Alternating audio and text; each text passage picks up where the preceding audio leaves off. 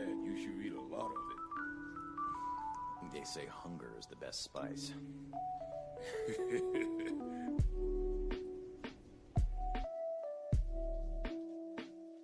Hunger is the best spice.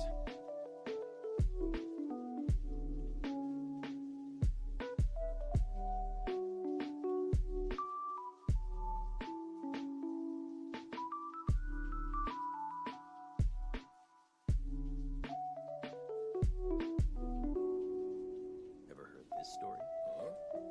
There once was a tiger-striped cat.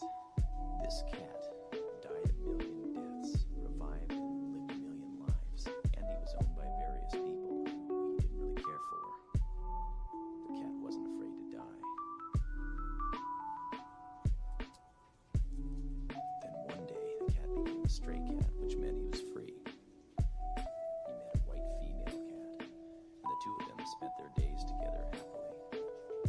Well, years passed, and the white cat grew weak and died of old age.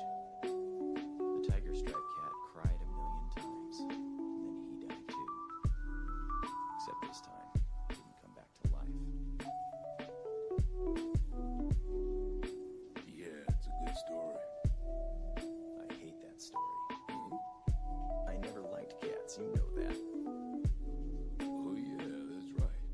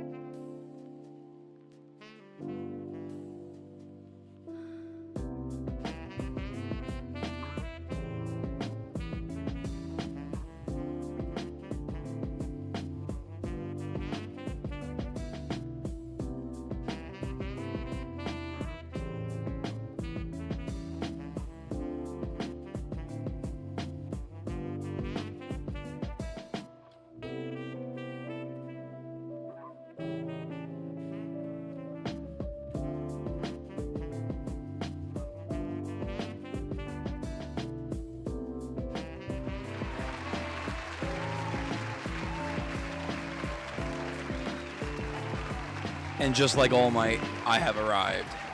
Welcome, everyone. Welcome back to another read-through day. Hope everyone's doing well. Hope you're having a nice night, a good afternoon, or a good morning, wherever you may be. Hope everyone's staying safe, staying warm, staying hydrated, and everything else you can do to keep yourself in a good state. Today, we are back with our typical read-throughs. We have our Ichi the Witch chapter that we'll be starting off with. Then we will have our Welcome to Demon School chapter that we'll read immediately after. But the main event tonight, the main plan, is Gachiakuta. We left off on a fucking crazy-ass cliffhanger. Like, goddamn, like, what are we doing? What are we getting into with these monstrosities that is befalling the main cast right now? But yeah, we're going to catch up. We are going to get fully caught up by the end of the night. So we're going to go from 150... What am I on? 54? I think it's 54. Yeah. 154 to 163.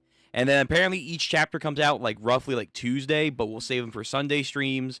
So that's going to be our plan. So we'll have single chapters now for Ichi, Iruma, and Gachiakuta. We're going to do a catch-up for One Punch Man, the manga and webcomic. We're going to get through those. And the same thing, when chapters come out, we'll do them on Sunday. And then we'll have to find a placeholder for Gachiakuta. I don't know just yet, but we'll put up a poll and see what you guys want to do. Kagurabachi is definitely going to be on the poll. We'll see if that wins. And, yeah, we'll take it from there. Hello, Jancy. Welcome back to the stream. Hope you're doing well. I saw all the Ichi the Witch information, and I'm pretty sure most of it was because of your retweets. And we went over some of the Ichi the Witch news that was going on earlier this week, where it reached a monumental first kind of jump for the volume sales in the Oricon ratings, which is really good. It's a really good start for Ichi to kind of, again, keep expanding the public awareness. So I already saw that. I saw some other stuff off stream as well. So yeah, Ichi's going in the right direction. Nishi is cooking. Ah, man, that's good. But yeah, outside of that, nothing too crazy for tonight. This week, again, we're going to try and get into One Punch Man, ideally. We'll make sure we try to get the Invincible episode a little bit sooner.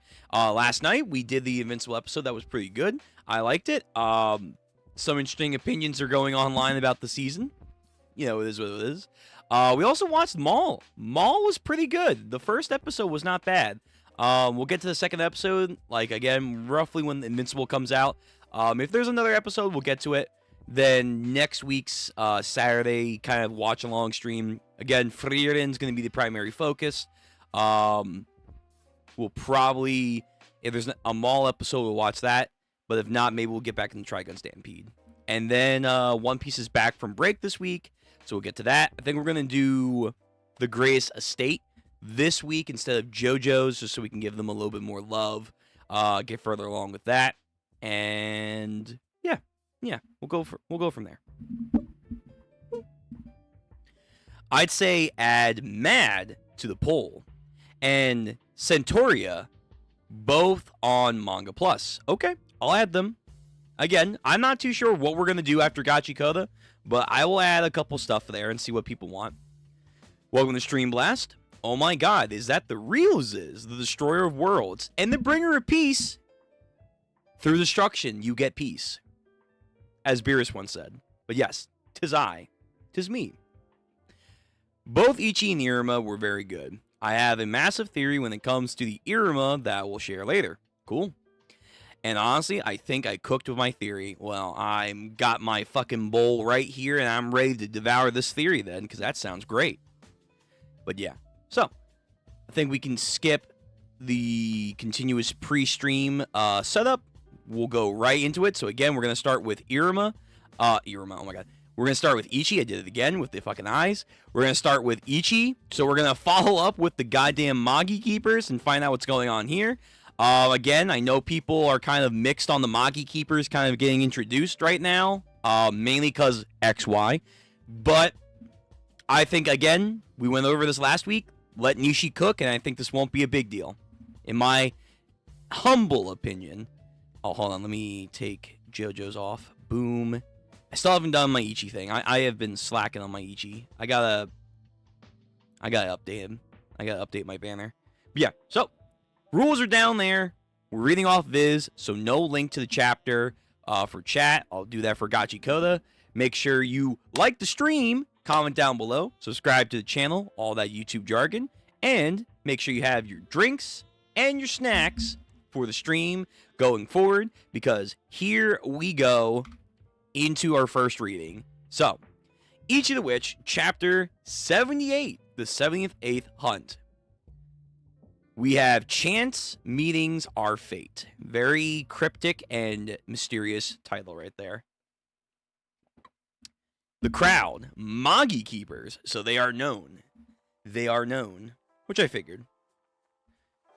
Okay, the rest we can leave to the city guards.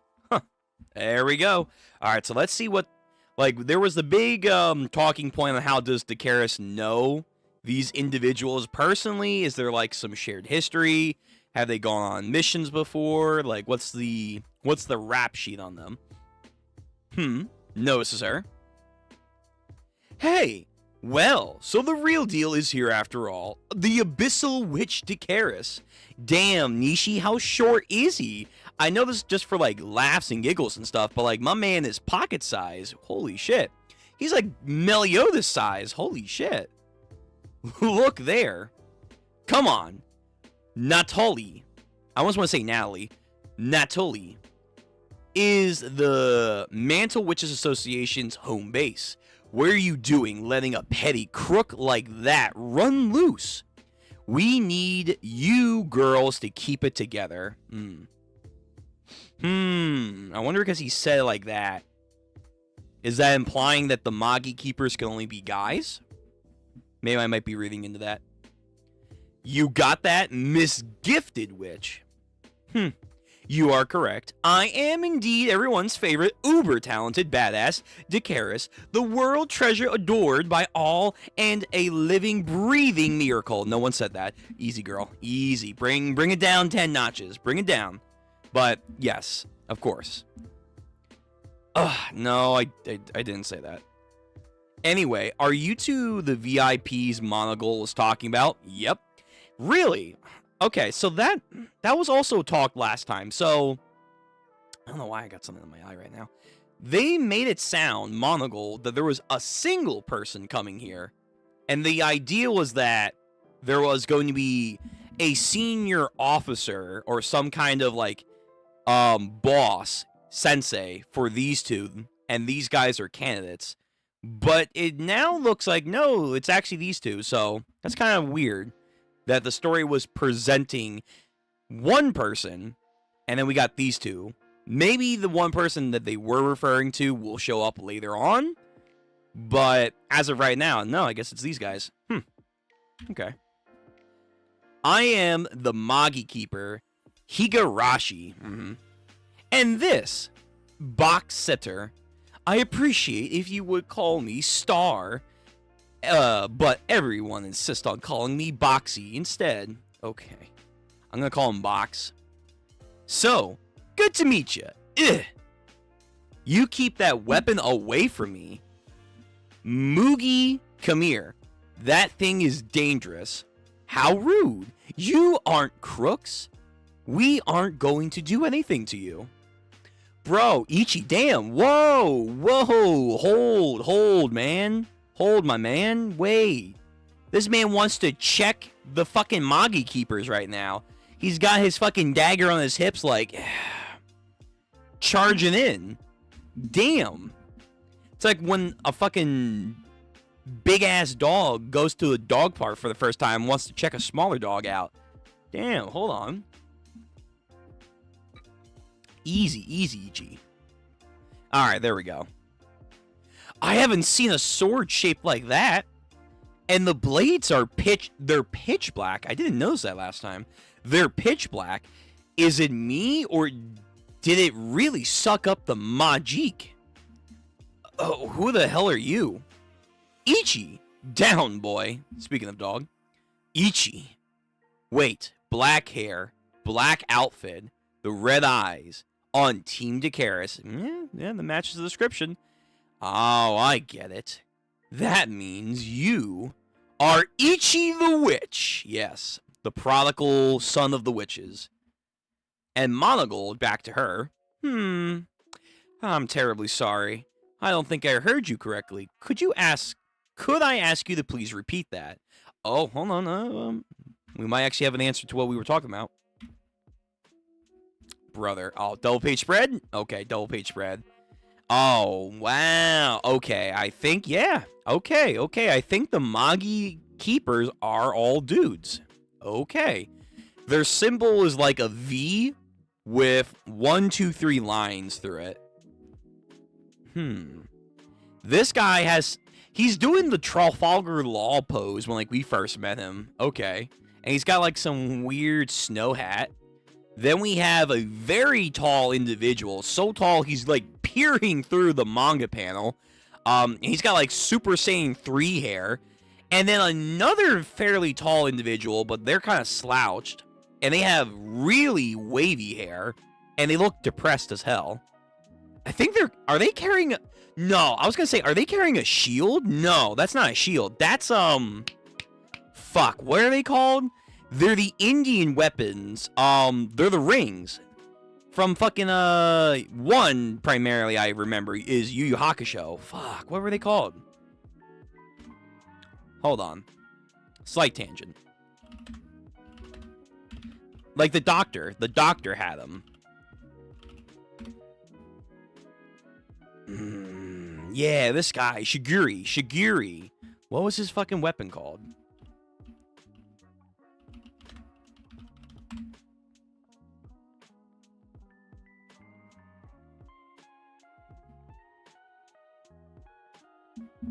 Shigiri, also known as the Surgeon of Death, is a demon resident of Mercuro's territory. He gave him the Jigan, swordplay. He is known throughout the demon world. Doctor of Darkness, appearance, history, synopsis. Master Swordsman. Shigiri is a Master Swordsman who carries a trademark Renkai Iraku, which I think is the same thing as that Indian weapon. Yeah, it is. Okay. Basically, it's one of these. It's one of these fucking crazy... One of these crazy super rings that people can throw around and stuff. Sorry, I know I'm going on a tangent right now. Yes. One of these. The Chakaram. They were also in Berserk. Cool weapons. Not really effective, but they're really cool weapons, man, for what they are. So this guy's carrying around like a pretty sizable version of that. He has a fucking mace, which that's dope. Maybe like a cleric over here. And then I can't tell what he's carrying, but it could be like a lance, maybe? So they all have some kind of weapon. So the Magi Keepers are weapon masters. Fucking meisters over here. Cool.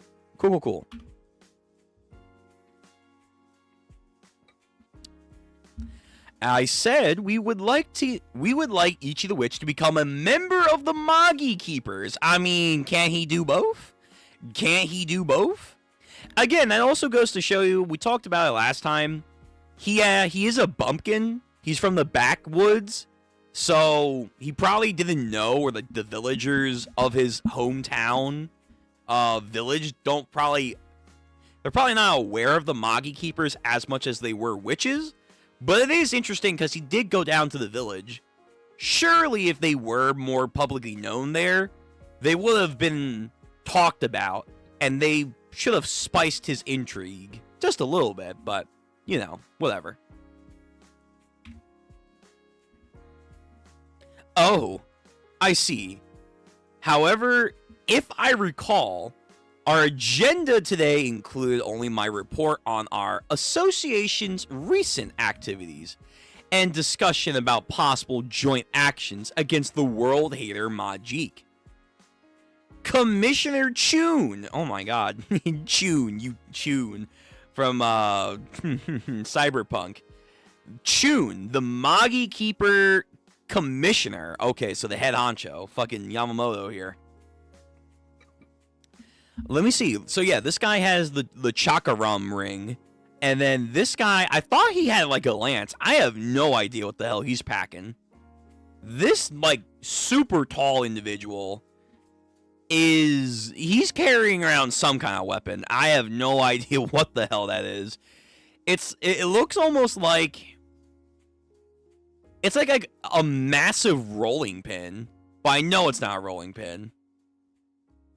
All right, well, we'll see. Oh, well, was that really all? Honestly, I don't see us coming to an agreement on this issue. You see, the Mantle Witches Association has been upfront about their intent to hunt down the world hater. You've requested our assistance in the task of several occasions, have they now? And our answer is still no. The limits of the Magi Keeper authority are very clear. Explain, please. I would love to learn your limits. We combat humans who abuse magic. That is all. They say humans, but they don't say women.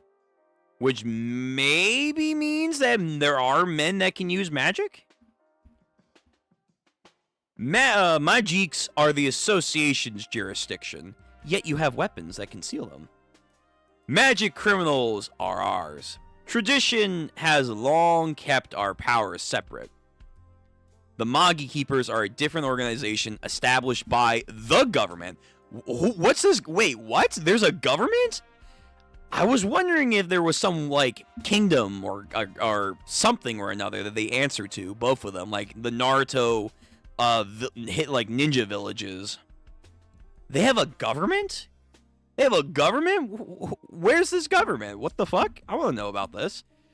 The Magi Keepers are a different organization that are established by the government to prevent the Mantle Witches Association from gaining too much influence. Fair enough.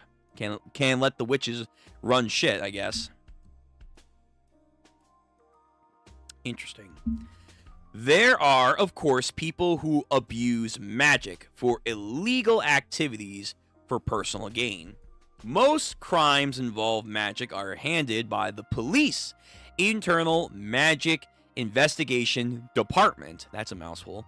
But apparently, nasty cases, especially ones with the involvement crimes that are committed by witches, which is something that we've been talking about for a while, are under the jurisdiction of a special task force comprised of only men, the Magi Keepers. So, the police force, there's a police force. They look like they're regular witches. So, like, maybe men can also be a part of this police force, maybe. But it looks like they're primarily witches. But the special task force, the SWAT team over here, the goddamn Magi SWAT team, they're comprised of battle men that go after primarily witches that do wrong, that are no good individuals. Fascinating. How and why did this come about? I have to imagine because women were gaining too much influences because of magic. Despite all of the members being only male, it is the only organization that holds power on par with full-fledged witches. Okay, these guys are legit. They're the real deal. We do not participate in any Majik hunts. That is our line our organization will not cross. But why? That feels like, I don't know. I feel like if you guys really want to work together and keep each other in check, I feel like you guys should help capture them. You guys have weapons that can seal them. Like, oh, that's a fucking good question now. Can their weapons supersede a trial? Like, the Majik's like, oh, you want to capture me? Well, to do that, you must play in my trial. It's a riddle game where you have to guess 5 riddles, and if you answer wrong, and then the guy's like, yeah, no, we're not going to do that, just takes out his fucking weapon and seals him. Like, wait, if that's the case, if that does happen, and then that's explained, yeah, wait, motherfuckers, step up, help, hello? You guys could do way more. Oh, my goodness. All right, well, I'm already thinking of these possibilities, but let me see what they're going to say. We do not participate in Majik hunts. That is our line our organization will not cross. I'm aware of that. But the World Hater Majik is no ordinary Majik. As their name suggests, they stand against the world. Given their threat to warp out all existence, I would consider them our common enemy. You would think. Looked at in a broad sense, perhaps, but no is still no. I feel like you guys are just being... I feel like you're being unnecessarily... I feel like you guys are being unnecessarily uncooperative for, like, something that could be the fate of the entire world. Because of principles, because of tradition. It's like, oh, okay, alright, well, when the world fucking dies, you know, there won't be any tradition left. We have one purpose only, to combat hideous crimes perpetrated through the use of magic. Their existence is magic, though. Wait, that's also kind of dumb. These guys are, quote-unquote, the embodiment of magic. And this one in particular, through his embodiment of magic, wants to wipe out humanity. Nah, your arguments are flawed. Chun. I'm gonna fucking say it as Rebecca said. You Chun, your logic is fucking flawed here. We do not act on anything else. Dumbasses. It's simple tradition. Oh, I mean, there's clearly the writing on the wall here is like, hey, when organizations and maybe even the world nations and whatnot are held back by traditions and simple principles that they could act on stuff, but they won't do it because yada, yada, yada. It's like, damn, you could have helped out, though, and we could have been in a much better situation, but, tradition, though. My hands are tied. I don't know what to say, man. I just can't do it. I understand your point. Well, then, if that's your stance on Majik hunting, why do you want to recruit Ichi, the witch, who is a Majik hunter? Because he's a man, of course. Witches are exclusively women. Majik keepers are exclusively men. It's a tradition. I'm already not liking this guy. I kidded, of course. And Monogol's like, man, shut up. It's his ability we want to recruit for. Wait a minute. Whoa. Hold on. If you're trying to cut a line in the sand of the witches do one thing, and the Majik hunters do another thing, wait a minute. Technically speaking, if you're going to be this black and white, then male or not, because he has magic, true blue magic, he's not your sphere of influence. He's the witch's sphere of influence. So Monogold should be like, no, that's not going to be your power. You will not have sway in this decision here. Like, you won't help us? You won't scratch our back? Congratulations. We're not going to scratch your back either. He already displayed exceptional talent. Buzzed worthness too. That's okay, weird.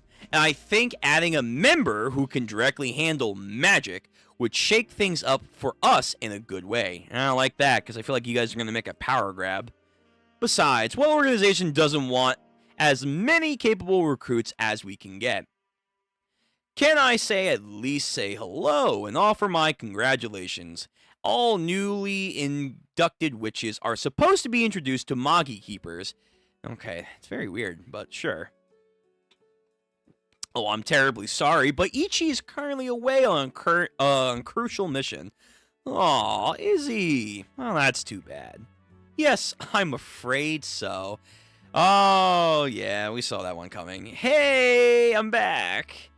I wouldn't be surprised if he doesn't return for a month. Yo, you should have saved the S-Class mission for the chronostasis thing for this time period, man. Oh, my goodness. Hey, Monogold, I brought you your guest. Yeah. Meanwhile, escorted by the other two Magi Keepers with Dakaris. They say they're Magi Keepers. Higurashi, Boxy, welcome back. Yeah, we're back. Guess who we bumped into down there? Then Monogold, oh my god. Dakaris, what's happening? Don't look at me. That wasn't my plan. Yo, actually, could Gokuraku get recruited, maybe? So, yeah, he was really impressed by how efficient we were. This guy's staring him down. Yep, you're very athletic. You also have good physical control. Oh, damn. Wait, is he shorter than Ichi? God damn, this little leprechaun over here. Yo, who was the guy from Dispatch? Oh my god, what was his fucking name? Ah, whatever. But yeah, this man's rocking his build right now. He really is a Meliodas over here. Holy shit. Oh, and they use really interesting weapons. What's yours again? It's a twin sword and a 9-section whip. Yeah. He has a whip. Yeah, a 9-section whip. Maybe they can enchant Ichi's dagger? That'd be kind of cool. Yes. Not now. Ichi, we're in the middle of a meeting, so could you please? Ichi? He's like his instincts just took over again. Ichi-chan, what's wrong? Steps forward. What the fuck? Wait! But why? Double page spread. Okay, very cool. See, he's going after Super Saiyan 3! He thinks he's Boo right now. He thinks he's Kid Boo, and he's going after Super Saiyan 3 over here. Also, he has like a gnarly fucking scar on his forehead here. Who the fuck? Instantly does a drop kick on... Well, not a drop kick. A side kick. And of course, these two are like, oh no. Follows with a flurry of haymakers. Ichi, whoa, what are you? And then again, on some Dragon Ball pose here, just fucking clashed. Made a little shockwave there. Do these two know each other? Is that why he's doing this? Because that's... Like, even for Ichi, like, the thrill of the hunt, that's a bit much. That's like a huge step there. Unless his instincts just told him, nah, I gotta fight this guy, like, right here, right now. This guy's a fucking monster.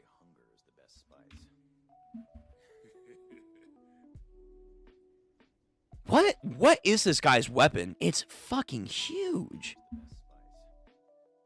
Anyway, the battle ceases. Ichi, ha! Oh, they do know each other. Okay, alright, well, de-escalation. Hey, it's been so long! Hugs him. Good lord, man. Again, this guy's fucking tall. And then Dakaris, the entire group are like, oh, thank goodness? What are you doing here? I'm working. Oh, okay. Well, I'm just glad to see you. It's been forever. Minakata. Oh, whoa. Wait, this guy? Wait a minute. Yeah, fuck. It's been a minute. We literally talked about him last time. We literally talked about him, like, the speculation of, like, who this guy was, like, his affiliated nation and whatnot, because they say he was from, like, a far-off land or like an island nation, basically Japan in this story, because he had like sushi techniques and whatnot. Yeah. Wait a minute. What the fuck? Why were you dressed up as a deer, shirtless in the woods? What the fuck were you doing, man? You doing well, Ichi. Man looks like a Toriko character. He's giving like Stargin vibes here. I love it. I love it. So this is the man behind the mask that kind of helped Ichi grow and develop during his wilderness living. God damn, man. God damn. All right, so this guy is going to be cool. This guy, I mean, he should be cool, but who knows? So, okay, well, now wow, okay, so I'm going to double down. I'm going to double down on what I said earlier. If that's the case, why didn't this guy recruit Ichi? He clearly had potential. Surely, even at a young age, this guy, Minakata, he could see the potential in Ichi. Magic or no magic, Ichi has good potential at, stealth, hunting, hand-to-hand combat. Like, remember when he first went to the city, Natalia, the fucking Witches Association capital, and he was, like, testing out those fucking boots. They were saying, like, it's only because he had such a insane physical physique. He was, like, jumping from building to building. Like, Ichi was, in the beginning, built pretty different, man. Physically. Like, he had a lot of potential. Yet, this guy didn't recruit him. Not at all. This, as far as we can tell. Why didn't he do that? Alright. Nishi's gonna have to explain that one. Like, what was his logic in not choosing him at this time to bring him in? And I'm sure there is an answer outside of, well, the story's called Ichi the Witch, so, we can't have him be Ichi the Magi Keeper, although that could be a cool whole fucking story. You know me, anything Magi, I'm here for. That would have been fascinating, like, in an alternate story, if Nishi would have wrote, like, this to be centered around the Magi Keepers instead of witches. But it's not as gravitating of a title as Ichi the Witch, the only male witch in the story. Of course not. But yeah, so yeah, I wonder why he was not chosen.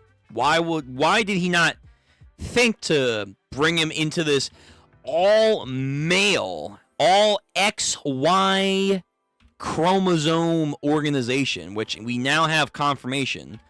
It is, in fact, peak male physiques over here. The fucking Toji organization. Interesting. Anything else that we learn?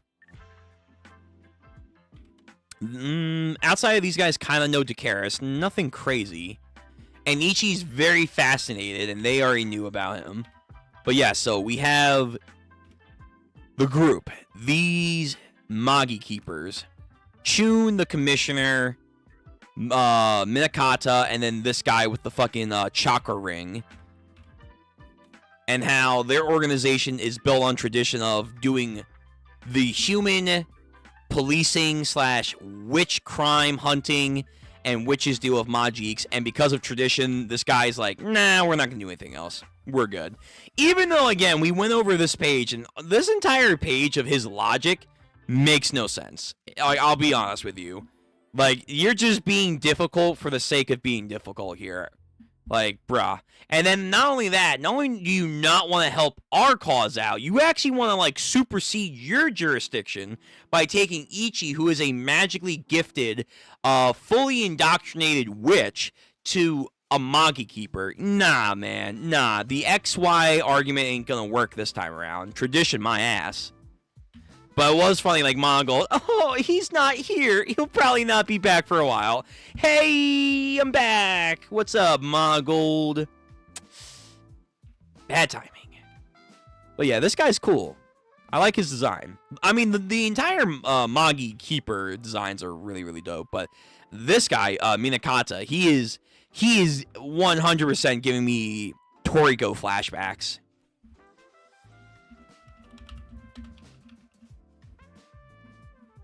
Yeah, oh my god.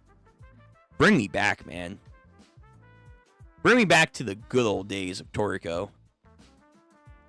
Can I get a good image, please? Yeah.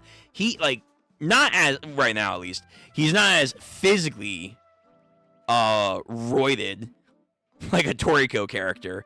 But he is definitely, like, giving me that vibe. The hair, the long-ass black hair. He has the, like, forehead, scar.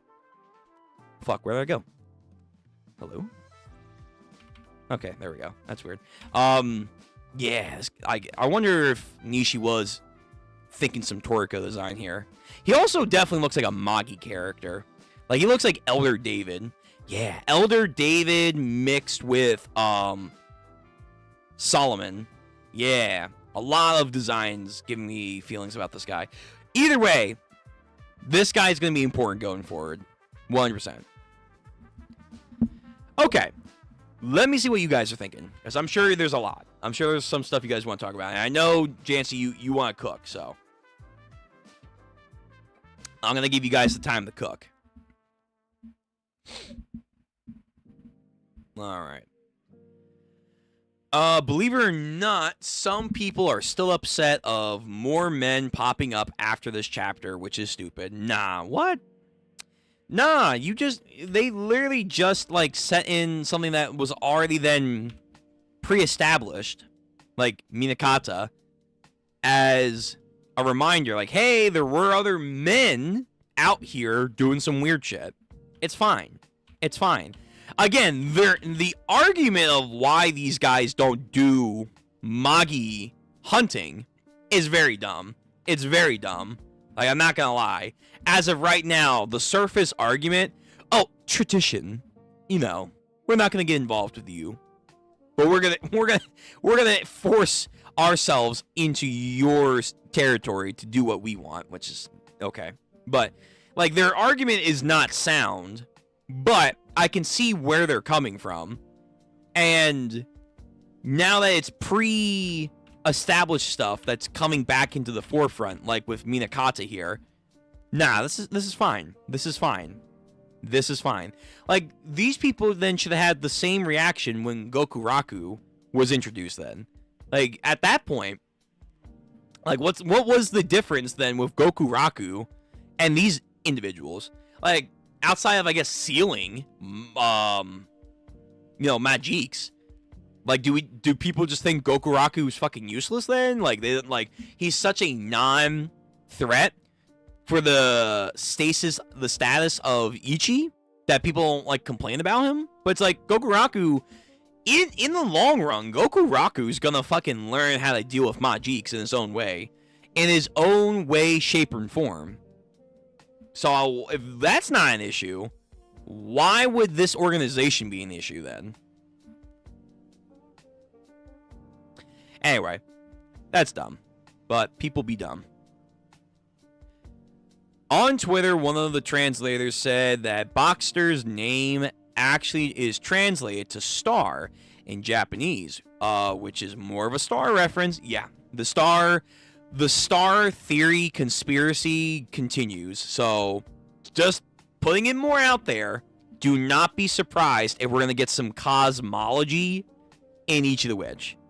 There's probably a good chance that Ichi the Witch will fucking delve into fucking space. Just get ready. Just get ready.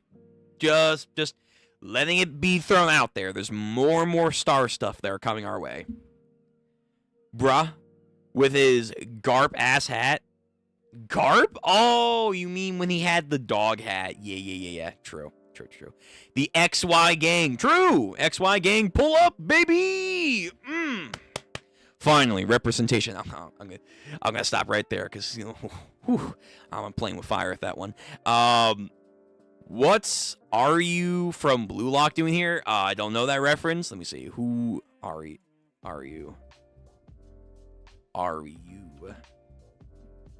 One day I'll get into Blue Lock when I care about soccer. Oh, I think I've seen this guy. I don't know. Blue Lock, I told Potato King, if Potato King makes a channel like reading and reviewing Blue Lock, I'll watch those streams and videos. I don't know, man. Maybe it's my inner American. Oh, true. He was in Gachiakuta. Yeah, he was referenced. Okay, so I guess this guy is legit. If he's being cross-referenced in other mangas and stuff. Okay. But yeah, I don't know. Blue Lock, it doesn't speak to me. The art I've seen, the crazy-ass artwork I have absolutely seen, it's stupid how this is for a fucking sports manga. But then again, I love Ippo. I love, excuse me, Korko's No Basket. So I shouldn't have any room to talk, but it's like, bro, what are we doing here? For fucking soccer? What? Like, sometimes even Ippo doesn't get this level of detail shit. And that's like hands-on, you know, fucking fighting, man. Holy shit, that's a contact sport. It's wild from the artwork I've seen. But I don't know. The story itself, it doesn't really get me moving, but maybe one day. Nah, I don't trust that smile, that Nightwalker smile. Oh, true. Absolutely, yeah. It's Choom in Cyberpunk. Close enough. Close enough. We'll call him Choom because he's being a dumbass here. Chun the Choom. Chun's eyes, as Ichi said back in Chapter 6, when he referred to Uryu, your eyes are empty. It's as if you aren't interested in anything but yourself. That's actually a good little thing right there. I like that. I like that. I mean, you can honestly say that about all of them. Like the main three here. Like if you look into like their eyes, the main group here, they're fucking blackened. They are just fucking hopeless black voids. Like nothing. Although, let me see. How about him? How about him?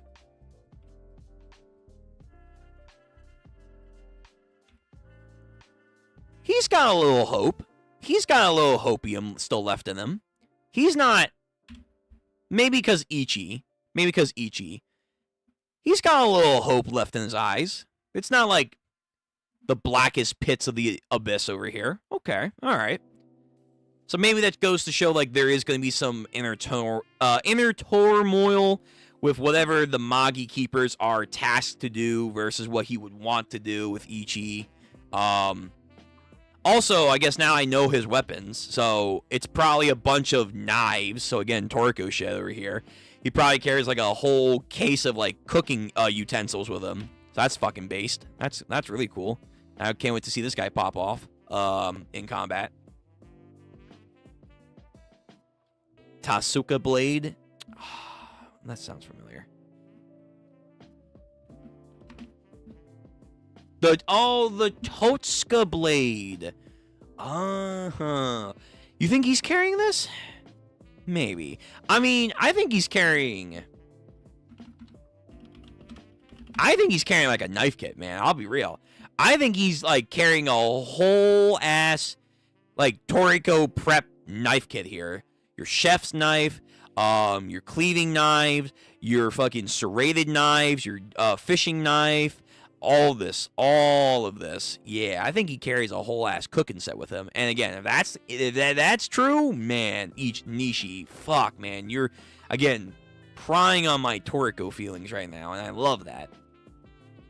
Chun really said, "That's your problem, not ours." Man, Mono Gold can't win. No, she can't. He has the worst luck. Not Ichi and Higurashi already being besties. Yeah, and then they're probably going to have to fight each other for a little bit. Ichi got his lead to his Iruma. Oh, that's nice. Punch Up is the short guy. Yeah, Punch Up. Dude, he's... I mean, god damn. And again, Ichi's not tall either. Ichi's not a tall individual.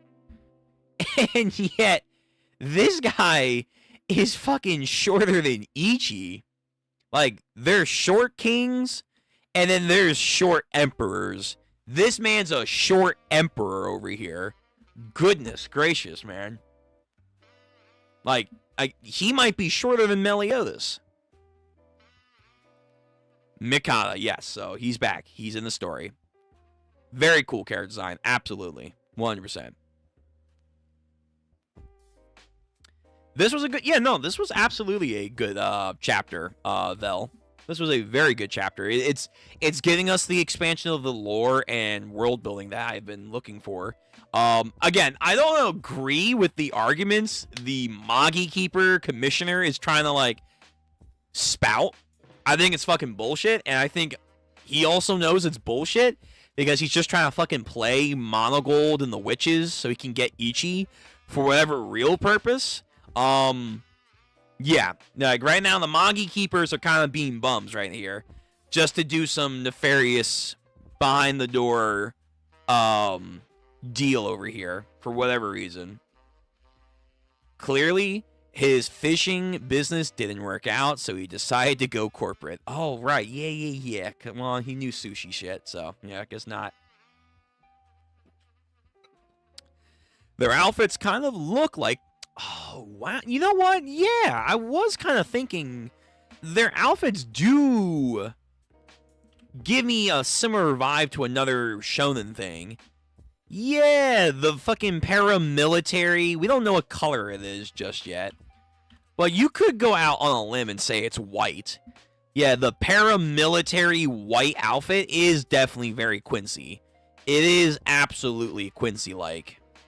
Oh, man, Nishi, you're playing on so many of my fields. I'm getting Magi vibes. I'm getting Toriko vibes. I'm getting the Bleach vibes. They're weapon users, so in a way, it's kind of like the fucking Meisters and Soul Eater. Oh, man, Nishi, you clever, clever woman.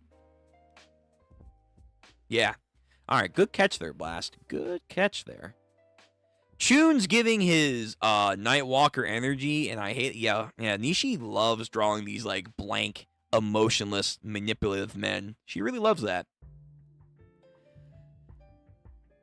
A fellow mutual suggested that Nishi is setting up Chun as a double agent for the World Hater who is using Magi Keeper associations to sow mistrust in young men so they can be convinced to turn.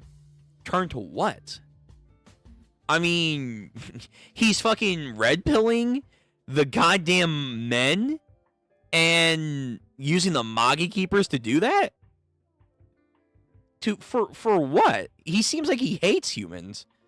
I mean, that's not a bad theory. I don't hate that theory, but yeah, I mean, why would the World Hater want the men? Like, don't get me wrong, we're flattered. I'm flattered. Why? Why would he want the Magi Keepers? If anything, I feel like, again, if these bums, like, just fucking did some the Majik hunting with them, these guys could be, like, huge assets if they can just seal any Majik. Again, like, it doesn't matter if there's a trial. If they can supersede a trial with these, like, awesome weapons and whatnot, that's a huge asset for the witches. That's a major asset. But, okay.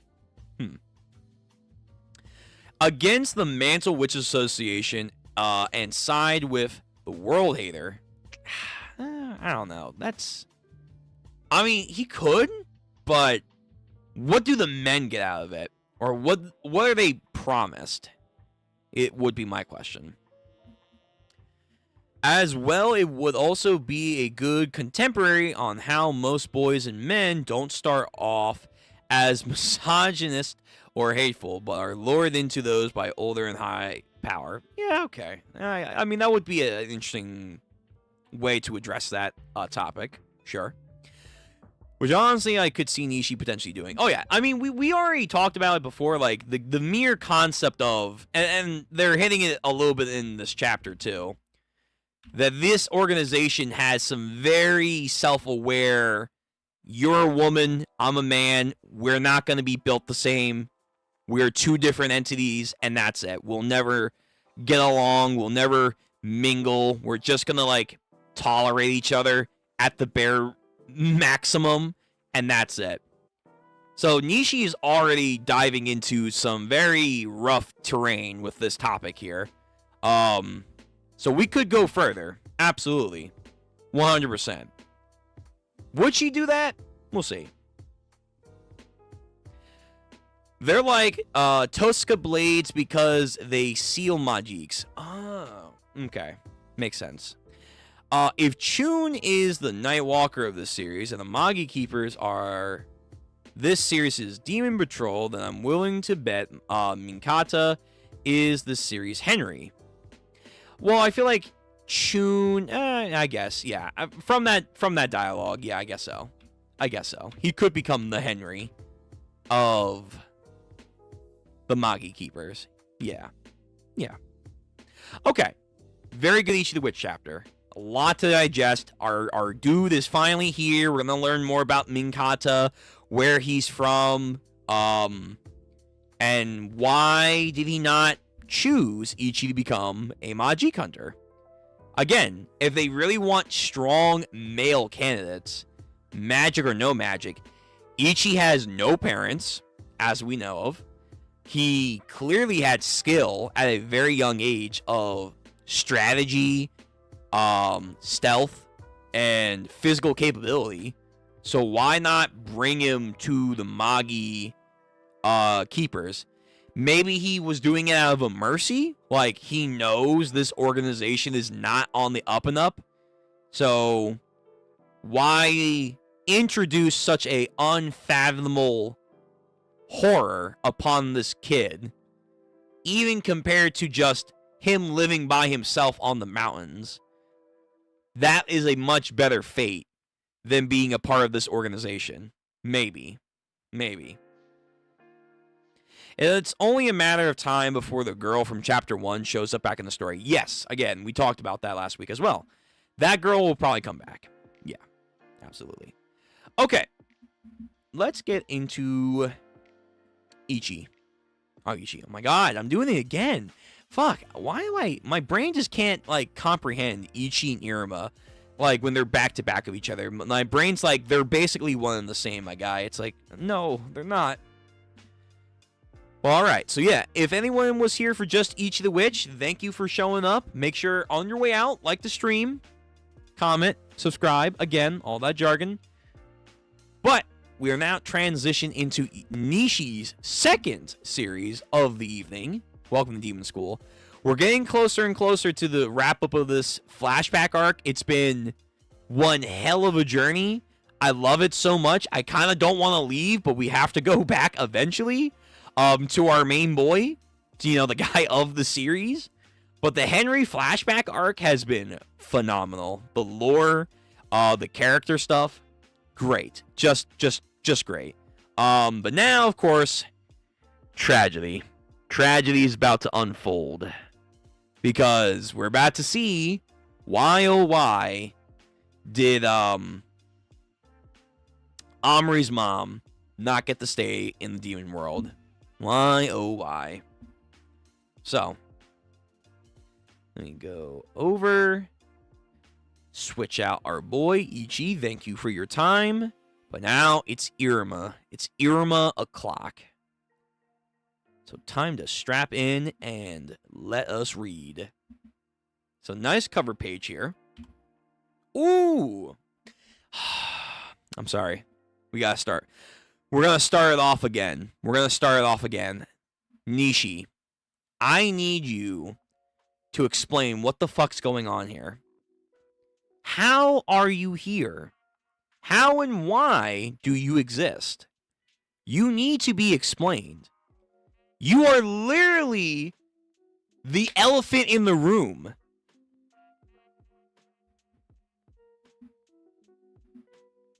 Address me. It's like, come on. Nishi, please explain. You gotta explain. You can't leave this flashback. Duck the question here. If you duck the question, Nishi, I'm gonna,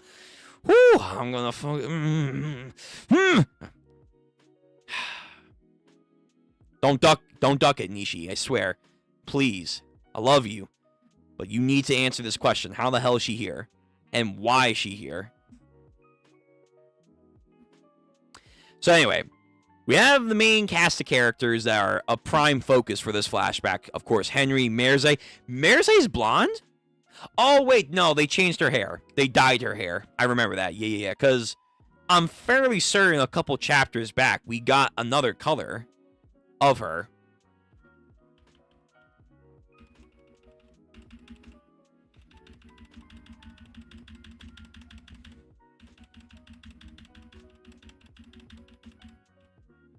I could have sworn we got, like, a colors thing of Merzey. Yeah, we did. We did. In 430. Yeah. Yeah, she had black hair. But then they disguised her hair. Again, yo, we now know where Omri gets her fucking gene pool. She gets the fucking, like, hair and temperament from her dad. But, man, does she get the charm and beauty of her mom. Like, holy hell. But, yeah, so Bomb's dad, Calgeo's dad, I always forget his name, but him, yeah, he's probably going to die. This flashback's been good. It's been very good.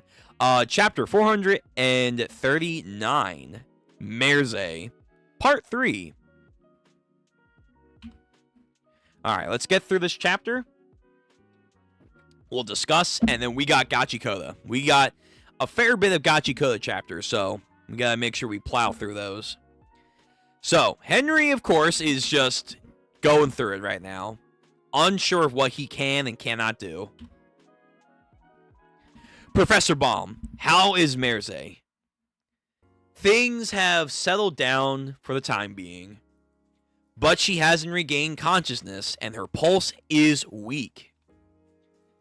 She is in a slow but certain decline. Why? Did something happen during the delivery? No. There weren't any issues with the produce. All the demons involved fulfilled their roles perfectly. Yeah, they had a whole squad ready, man. Nor are there any issues with the baby. She's in good health. It may simply be that birth itself was too great of a burden on the mother's human body. There's no precedent for a human having a child with someone of another species. All the fanfics out there, man, they don't count for this. Not only that, but with a being from another world, her body probably couldn't tolerate it so easily. In the first place, humans aren't suited for our harsh netherworld. The labor may have been more than she could have mentally and physically bear.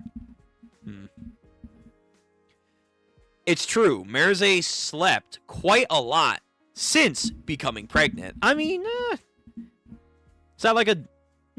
I guess that's a little odd. Is there any chance she'll recover? We're exploring new medical drugs and spells, but at this stage, all we can do is monitor the situation and manage changes as they occur.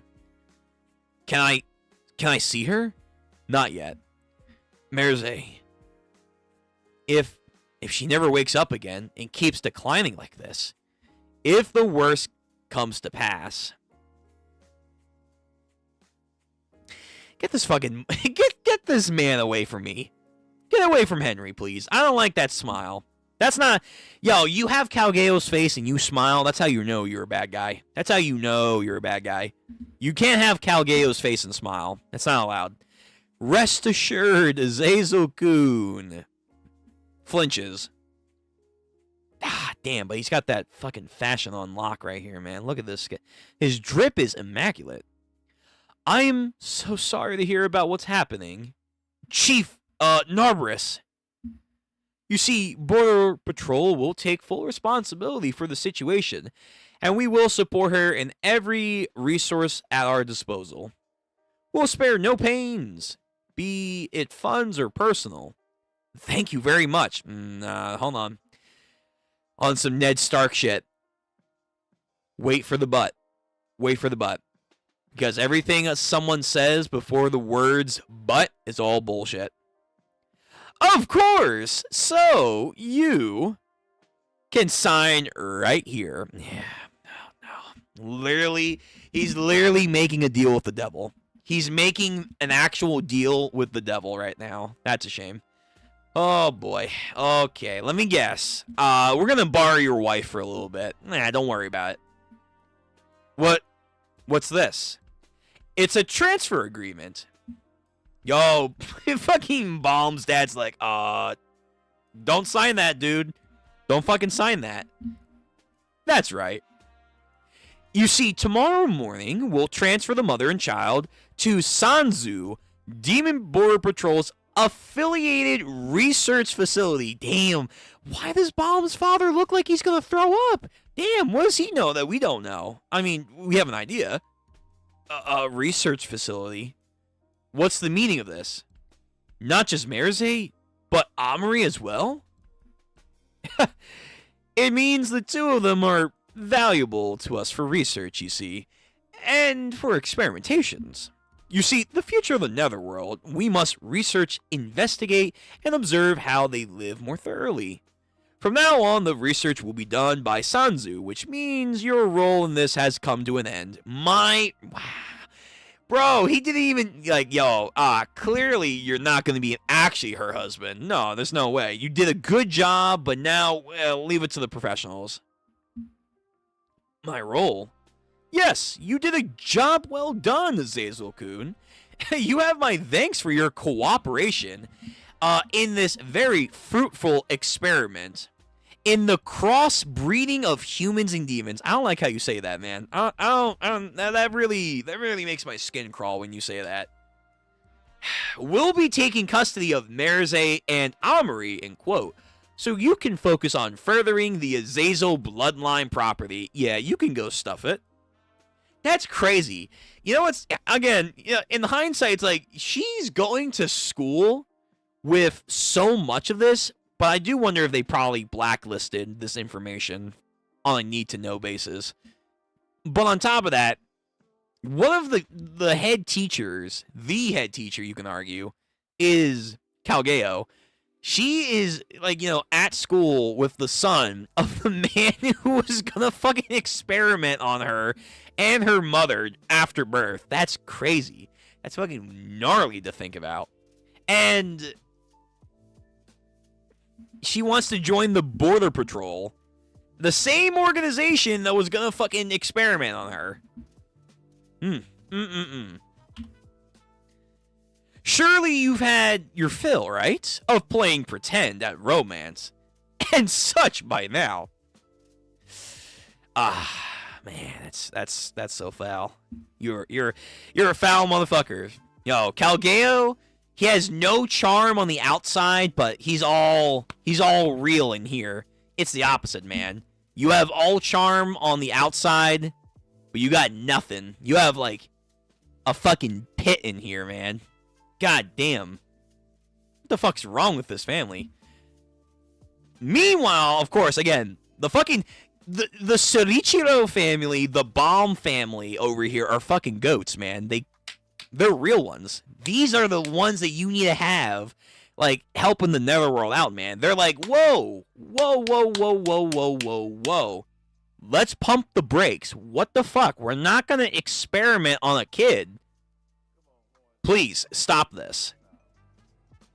What you're planning to do isn't medical treatment at all. It's mismanaging and controlling life. It is blasphemy against living things. Professor, it really is such a shame. I would have liked you to continue contributing to the experimentation. But if you don't wish to yourself, that's kind of weird. If you don't wish to yourself, then I suppose it's no helping. Bro, okay. So, yo, listen, I've been saying this mainly for that one guy who's of the Torture Clan. Yo, I think cats are gonna fucking die. There might be a reason why not a lot of people might know Omri in her situation. This motherfucker's gonna go on a fucking killing spree. Like, this is on some CP9 shit.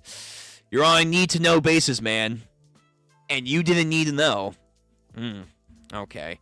Well, I think we're about to see Sorichiro, his dad, get fucking X'd over here.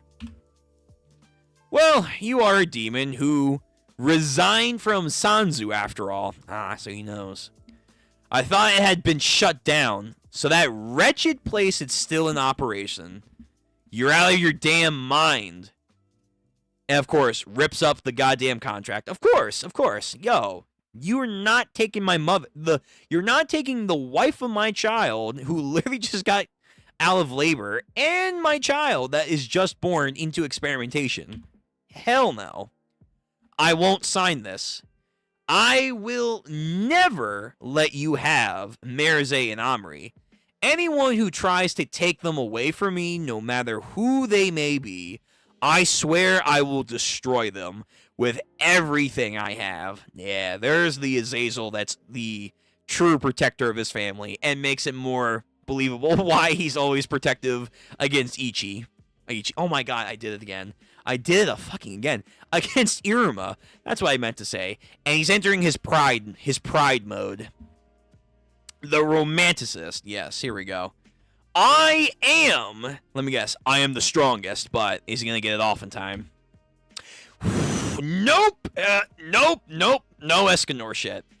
Nope. Unfortunately, your Escanor power-up is not going to happen. We're going to shut that shit down right now. Because, of course, this guy, one, is a 13th Crown member right now. Henry is not. Number two, he would know for sure what their ability is. Number three, yeah, I figured you were going to fucking resist. Nope. Ugh. What? Choose your words a little bit more carefully. Azazel Henry. What is his aura? Like, he has a field around him. What the hell am I looking at here? What is this? There's just a gigantic dog that's like chained and muzzled. Oh no, is this his Cerberus? His like family version of Cerberus? Oh man. That's tragic as hell. Again, it shows you his personality. Calgeo's dog is like ruffled and whatnot, but at least he's not muzzled. He has stitches sewing up his mouth. Thing looks like it's malformed and just losing its mind. Also, this reminds me of when Alistair, oh my god. Can't fucking form my thought process. When Az's mom, Amaryllis, when she popped off at like the devil wall, she had like a similar thing where like there was like a gigantic serpent in the background. It was very cool. It was very, very cool. Wonder if I can find it.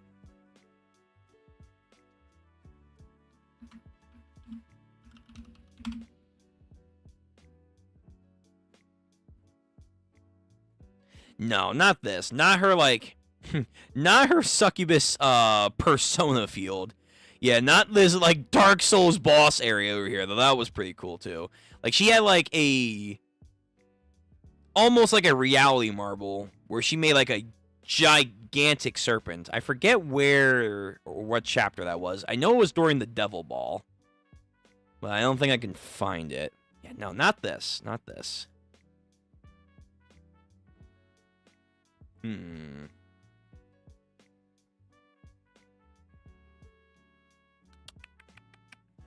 Damn, I don't think I can find it right now.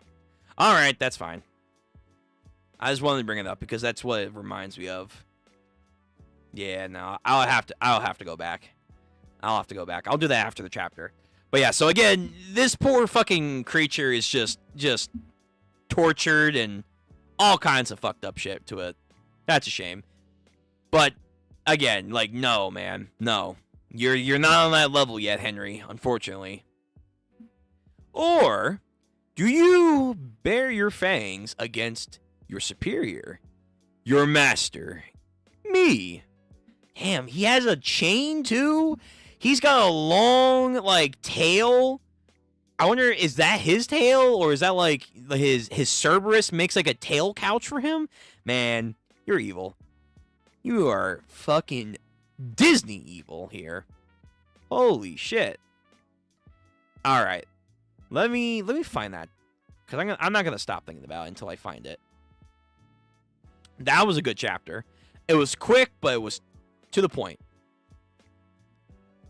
It was back during the Devil Ball, so I gotta go back a few chapters.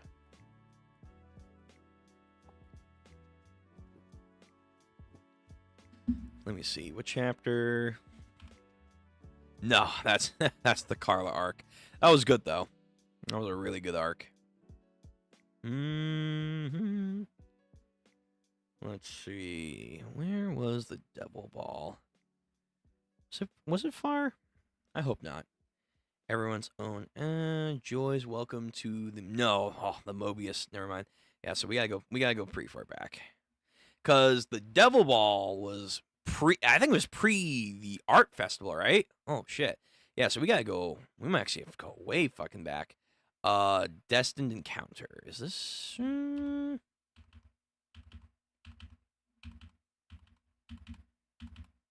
Yeah, okay, so this is the art festival, so yeah, I might have to go back even further.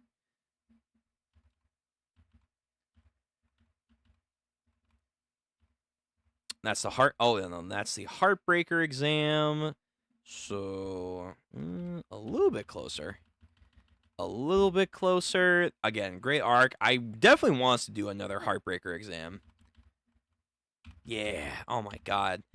So fucking good, man. So fucking good. Yeah, Poro was popping off. Yeah, Sullivan just back to back just got disrespected. Yeah, this chapter with Gappy was really good.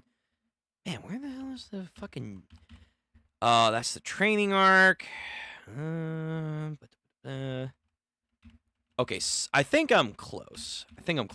So I remember Amaryllis, I think, was stepping up to Narberis. Which is actually interesting because, yeah, his dad was, he tries to do some intimidation shit to Iruma. And then, Amaryllis just said, you know what? No. I'm sorry. Puppies aren't going to be playing here today. Not in the fucking jungles. That was Amaryllis. Yeah, Amaryllis said, nope. Get out of here.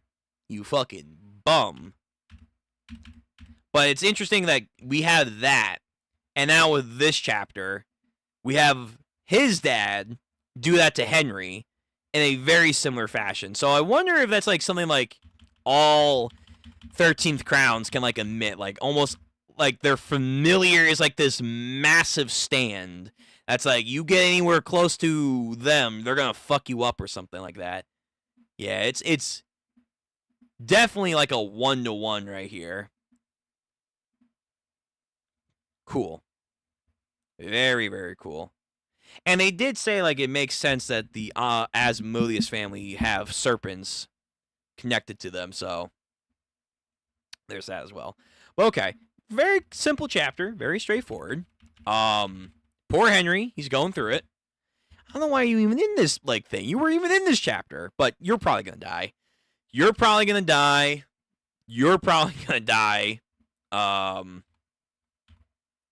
But we'll see. Is Sullivan nearby? Can he, like, does he, like, apologize to Calgeo later? Like, sorry, man, your dad was a dick, but, like, I had to take care of him. And Calgeo's uncle works at, or he did work at, Fabulous. Man, why is this side of the family just so fucked up, man? I don't get it. Like, Calgeo's, like, the only, like, neutral one among them. Everyone else is either just a fucking dick or they're chill. But yeah, so yeah, all right. So we gotta deal with this asshole. We need to take care of him once and for all. That's gonna be a major challenge for sure. All right, let me put on some Persona music. There we go. All right. Let me read some chats, and then we're going to Gachiakuta. And I'll let everyone know that we're doing that. Yeah. This motherfucker is too, like, deliciously evil, man.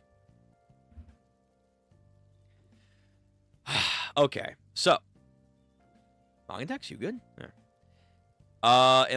It's only a matter of time before the girl from... Yeah, okay. Mirze got blonde hair foreshadowed by Carla changing Omri's hair color to blonde during that one girl talk chapter. Oh, yeah, I think you're right. It's been a minute. I think you're right. Nightwalker jump scare. Yo, he really just like, yeah, I was waiting for this. I thought he was going to say, like, yeah, I've been, like, drugging her to make sure she fucking needs our experiments. Oh, man, can you imagine? I can imagine. It's like some Mayuri shit. It's the exact same smile as Chun had. Yeah, probably. Sanzu, so that's definitely where Ball's doing his experiments and turned Atori into a spider demon and turned Behemoth. You know what I was thinking? I was thinking maybe that could have some connection to that. Yeah. So, whatever this Black Ops experimental site is, yeah, it probably is abandoned on the record now, but that's probably where Ball is. That's where Ball is. So it's this very bad place. It's a very, very, very bad place. So yeah, you're probably right. Which again probably also means that Calgeo's brother is probably gonna work with Ball because that's where his dad was working, and then he seems to be more in line with what his dad thought than Calgeo was. So yeah, Ball's probably gonna get it like a huge supporter. Oh, I hate him so freaking much. Yeah, me too. Where is Mama Narbris? True. Like, what the fuck? Like, can the woman of this family like tame him, please? Like, if this was like on some actual Wolfpack shit, can like the Omega female or whatever, like, can she like tame this man? Because he's being a nuisance. He's being a nuisance to everyone right now. The irony of Calgeo and Balm being best buds while their fathers are enemies. True. So true. That poor doggo looks like he's in pain. Yeah, he looks like he's just had no form of love. Which, again, give Calgeo all the shame and whatnot. Or, probably people don't. But at least him and Cerberus, they're cool. They're cool. Yeah, that's his uncle's fucking dog. But yeah, Cerberus gets to sleep. He gets to chill. He seems like he's having a good time. He's having a nice time. And again, he's big, but he's nowhere near the size of these guys. Like, it's like, Jesus, whatever the fuck's going on when you're a 13th Crown member, your familiars or whatever, they get fucking huge, but he's not that huge yet. No. Yeah, Cerberus gets to just relax. He's a good boy. I think, have we seen, like, in the spin-off series, Cerberus, like, when he's younger? I think we have. Calgeo is just a first year here, and yeah, he's so serious and probably already powerful. Cerberus has only one head, not three. Oh, right. Yeah. That's actually true. So, yeah. I wonder, as he got older, he probably got more heads. That's a good point. Okay. So, when he got older, Cerberus got multiple heads. And we or Narbris are the guard dogs that protected. Yeah. So, he only had one head for his dog at that time. Yeah. Yeah,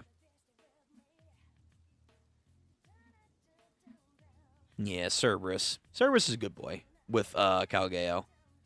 But the other two, probably not.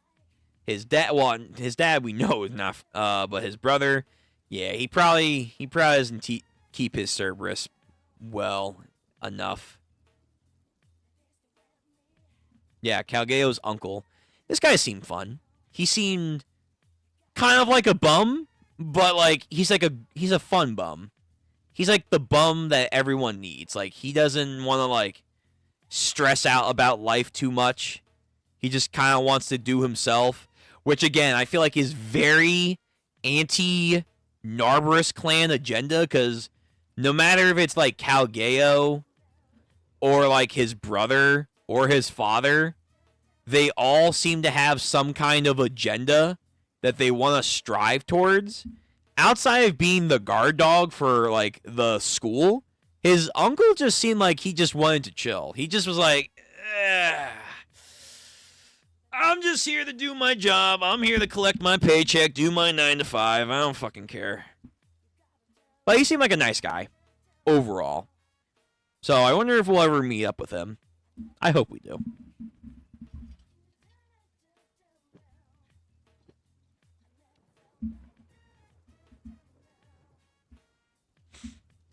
God, I fucking hate how cool he looks. He grew a big fluffy tail. He did grow. Okay. So I was thinking, like, did he summon the tail? Like, it's like a separate entity he can, like, summon? Nah, he just grows a tail. So that means... Ooh, Calgao has a tail.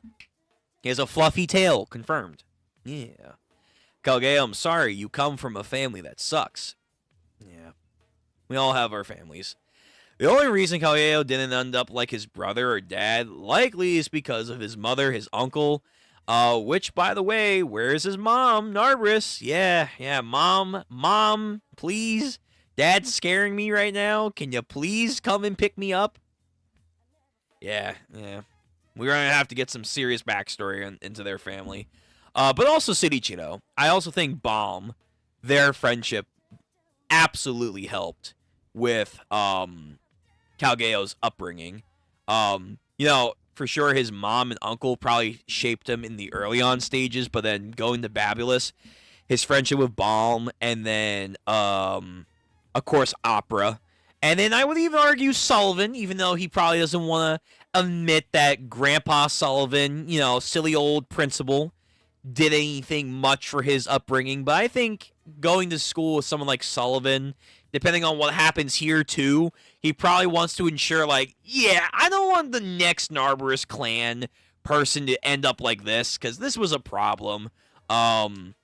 He probably also helped to make sure Calgao wasn't going to go down the wrong path. So there were a lot of factors that made sure Calgao didn't end up like his dad. But then going back to the other chapter, we do also see that, Calgao gave his dad a look like, man, even if I'm a kid, I know you're whatever the hell's going on with you, I don't think it's a good thing. Yeah, he gave his dad like the fucking craziest look ever. He's like, I don't know what's happening, but I don't like it. I don't like you. Calgao gotta have to talk. He probably takes after his mother. Something tells me Nightwalker and his wife was an arranged marriage, because ain't no way she fell in love with this man. No, yeah. Because they've talked about the upper echelon demons and how they have these marriages and stuff. So, yeah, probably. It is definitely probably a Todoroki situation. Although, we'll see how tragic the mom is. This chapter proves that Calgao is the superior Narberus, aside from maybe his uncle. Yeah, for sure. Yeah, I hope we see this guy again. Fucking rippling Toriko over here. Yeah, I hope we see his uncle again. Like, what the fuck? Like, yo, either you're his brother or like you're his brother-in-law, whatever. No, he has like the hair. He has like the hair, ear, horn things going on here. So he probably is his brother. Yo, can you go fight your brother? Like, can you tell your brother to chill right now? Probably can't, because he's not a 13th Crown member, but still. Tell your brother to chill. Please. He's creeping everyone out. He's doing some insinuation. Well, not even insinuation. He's just straight up saying, yeah, we're going to experiment on your newborn kid. It's not cool, man. Not cool. Man needs to like relax. He needs to pull back a little bit. But okay. That was Iruma-kun. Thank you guys for stopping by. If you were here for that, it's now time. I'm going to let people know that we are live for it, but it is Gachiakuta o'clock, man. I'm ready. I'm ready to catch up. I'm ready to be on board the gravy train. Gachiakuta has been a fun time. It has been a very, very good time. And I am grateful to have this journey with all of you and you guys being around for it. Again, once I get more time in the future, I want to make more content, like just sharing my thoughts on like series and topic videos. It's just, it's the management just to make the video and then break it down and upload, man. That's all it is. But, you know, we'll get there eventually. I will climb through hell and high water, but we'll get there.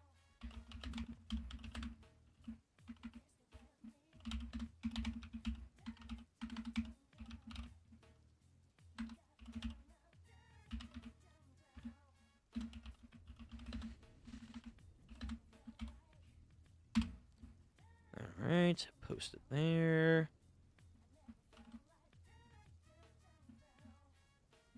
And then do here.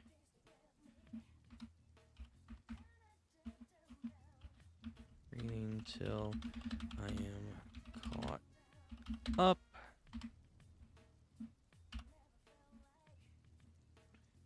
I post that here. And one more time over here. Bam. Welcome, Sam. All that. All right. Posted. We're good. Now it's time. Gachiakuta. Moving over. Take off Iruma-kun and bring up the magnanimous Rudo. Rudo has been good. There was a post recently I saw online talking about like the new favorite MCs of the new generation. Most of them I have no idea. It's really just Ichi and Rodo out of the Shonen Jump. Out of the two, I probably say I do like Ichi a slightly bit more, but Rodo has his own charms. He does. But yeah, Gachiakuta is... It's fascinating. I don't know if I'm like deeply in love with Gachiakuta, but it's a good story. At the bare minimum, it is a good story. I think I still, mainly because of the anime, it's like charm it has. I do like Dandadan a tad bit more. That might change once I'm fully now caught up, reading week to week. And, you know, eventually when the next season of Dandadan does drop, we'll see if the story beats are going to continue forward. I hear right now in Dandadan it's a little slow, so unfortunate. But out of the new gen stuff, Ichi and Gachiakuta have just been a great time, and I hope, you know, Gachiakuta it should get another season. I heard people actually preferred the anime over reading the manga, so I'll see for myself. I'll probably watch that in my own time, not like a stream thing. But reading it has been good.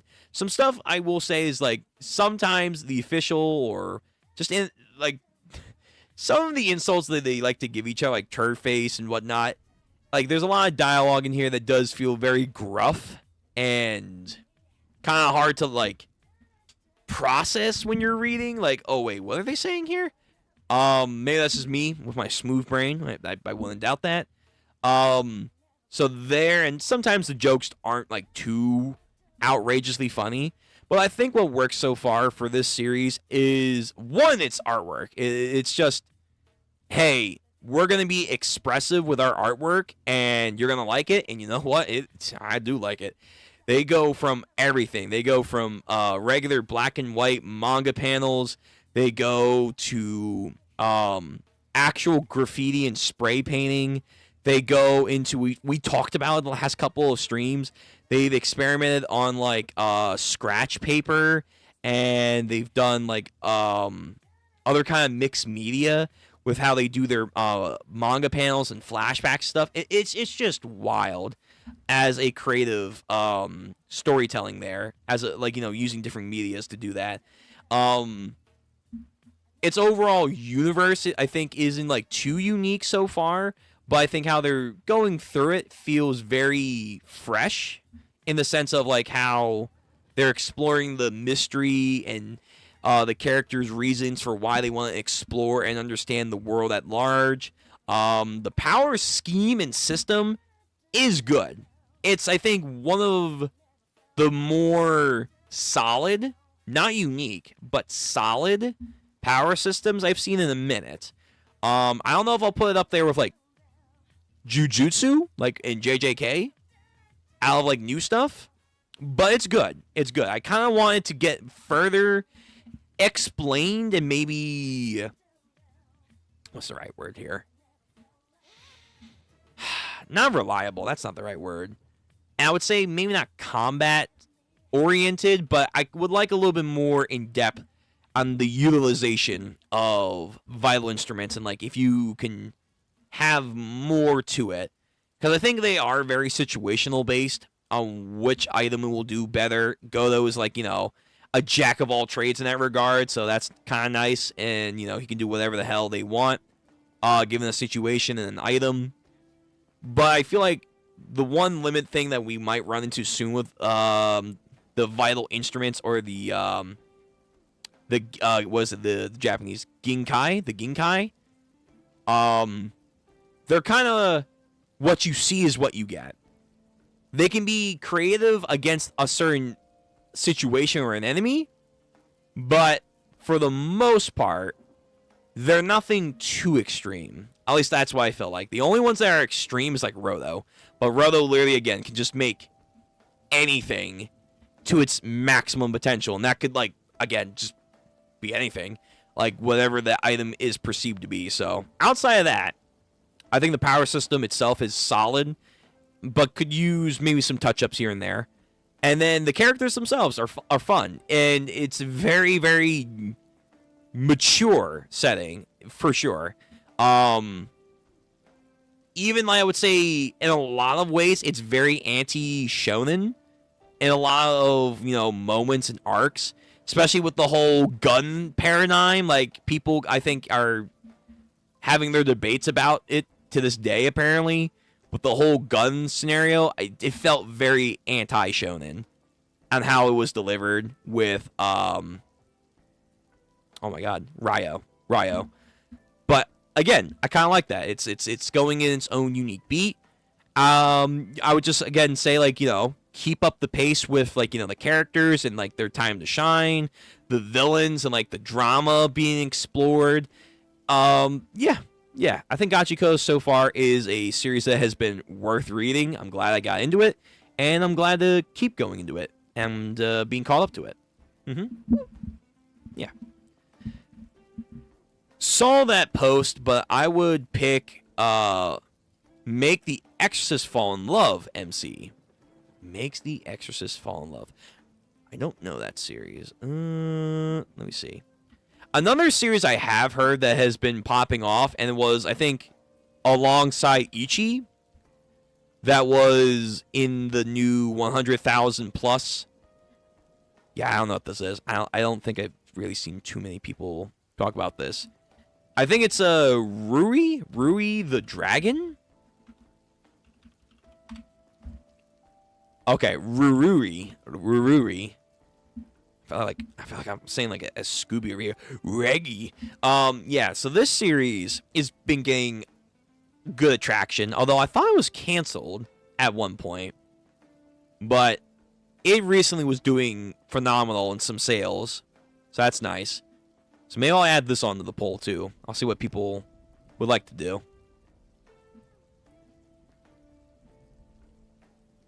My top 3 is number 1, Ichi from Ichi the Witch. 2 is Julian from Centauria. And then 3, John from Mad. Yeah, Jancy, you talk about Centauria and Mad, so I will put that on. I think the candidates I'm probably gonna do for the poll maybe this Ruri Dragon show or series, because apparently it's like low-key kind of fire. I have to. Because if I don't, I think people would be shocked. Kagurabachi's probably going to go on the poll. Mad manga. Don't know what this is. Is it this? Is it this? Mad is a Japanese sci-fi horror manga by Yusuke Otaru, serialized in Shueisha Shonen Jump Plus, June 2024. I'm assuming it's this. It's a sci-fi horror manga. All right, well, you kind of have my attention. I'm not gonna lie, you kind of have my attention. There's another manga coming out soon, but I kind of want to save it for that side stream idea that we've been talking about, like first chapter impressions. But it's going to be done by the guy that did Gintama, which I've never seen. He's apparently going to do a new shonen series, which is kind of cool, kind of neat. This story, it looks like a grittier Dr. Stone, and yeah, I've seen this image. It's like a weird, at least this cover here makes me think Dr. Stone mixed with Berserk and Dark Souls. Yeah, Centauria. Okay, so this will probably go on the poll.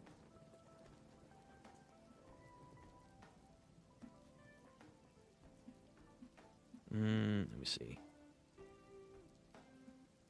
Yeah, so you have Ruri, Kagurabachi, Mad, Centauria, and then I don't know if it's out yet. Let me see. Gin Tama author new manga. Yeah, this is apparently gonna come out. Oh, it's coming out in April. Okay.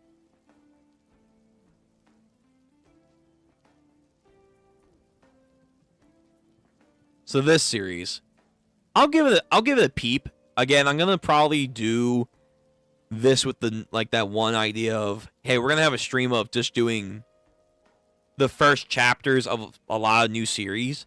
So whether or not whoever wins this poll coming up, whoever wins, at the end of the day, we'll probably do the other series as first chapter impressions. So, let's say Ruri, Kagurabachi, and Mad don't win. We're going to read Centauria.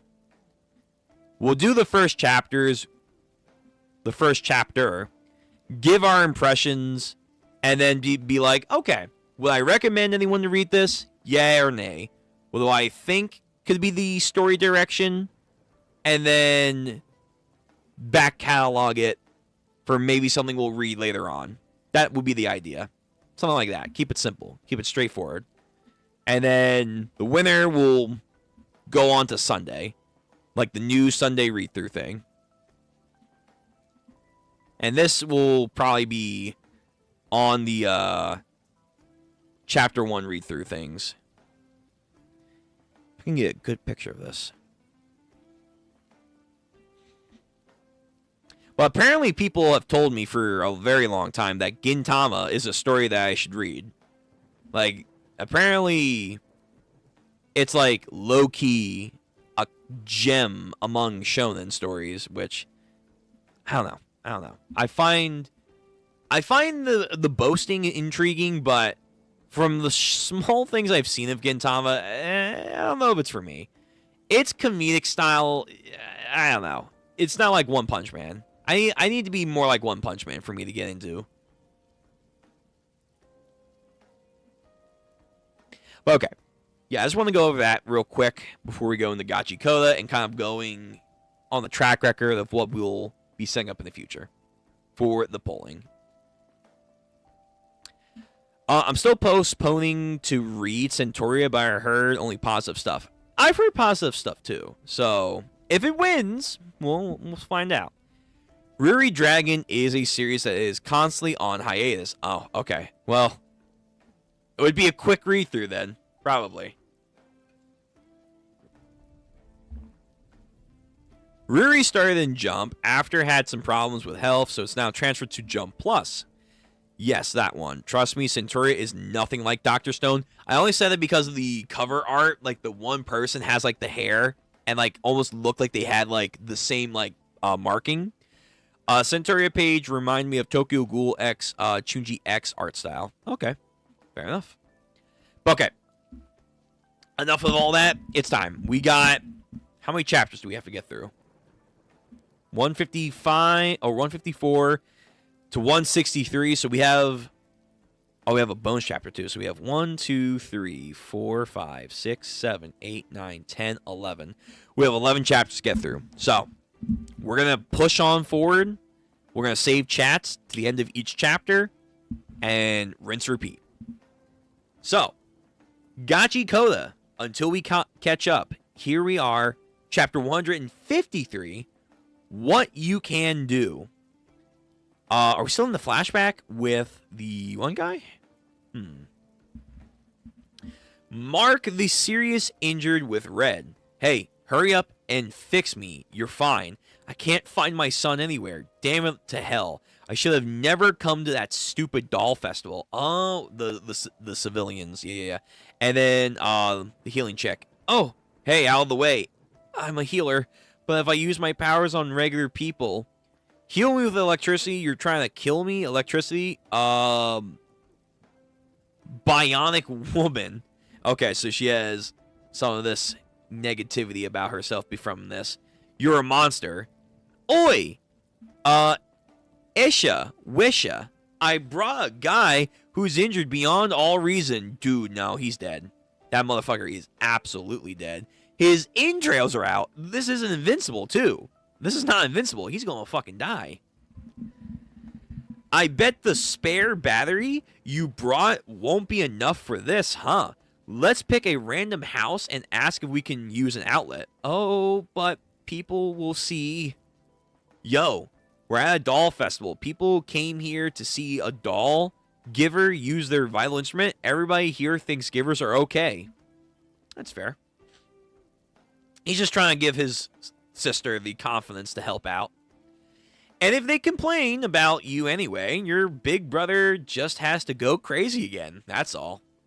He's a good guy. Victory to healers. Essa baby. If there's anything you need, I will get it for you. I need an extension cord that can withstand a very high voltage current. Yep. Where can I get one of those? There's a whole bunch of them at the Doll Fest tent. Get this weirdo away from me.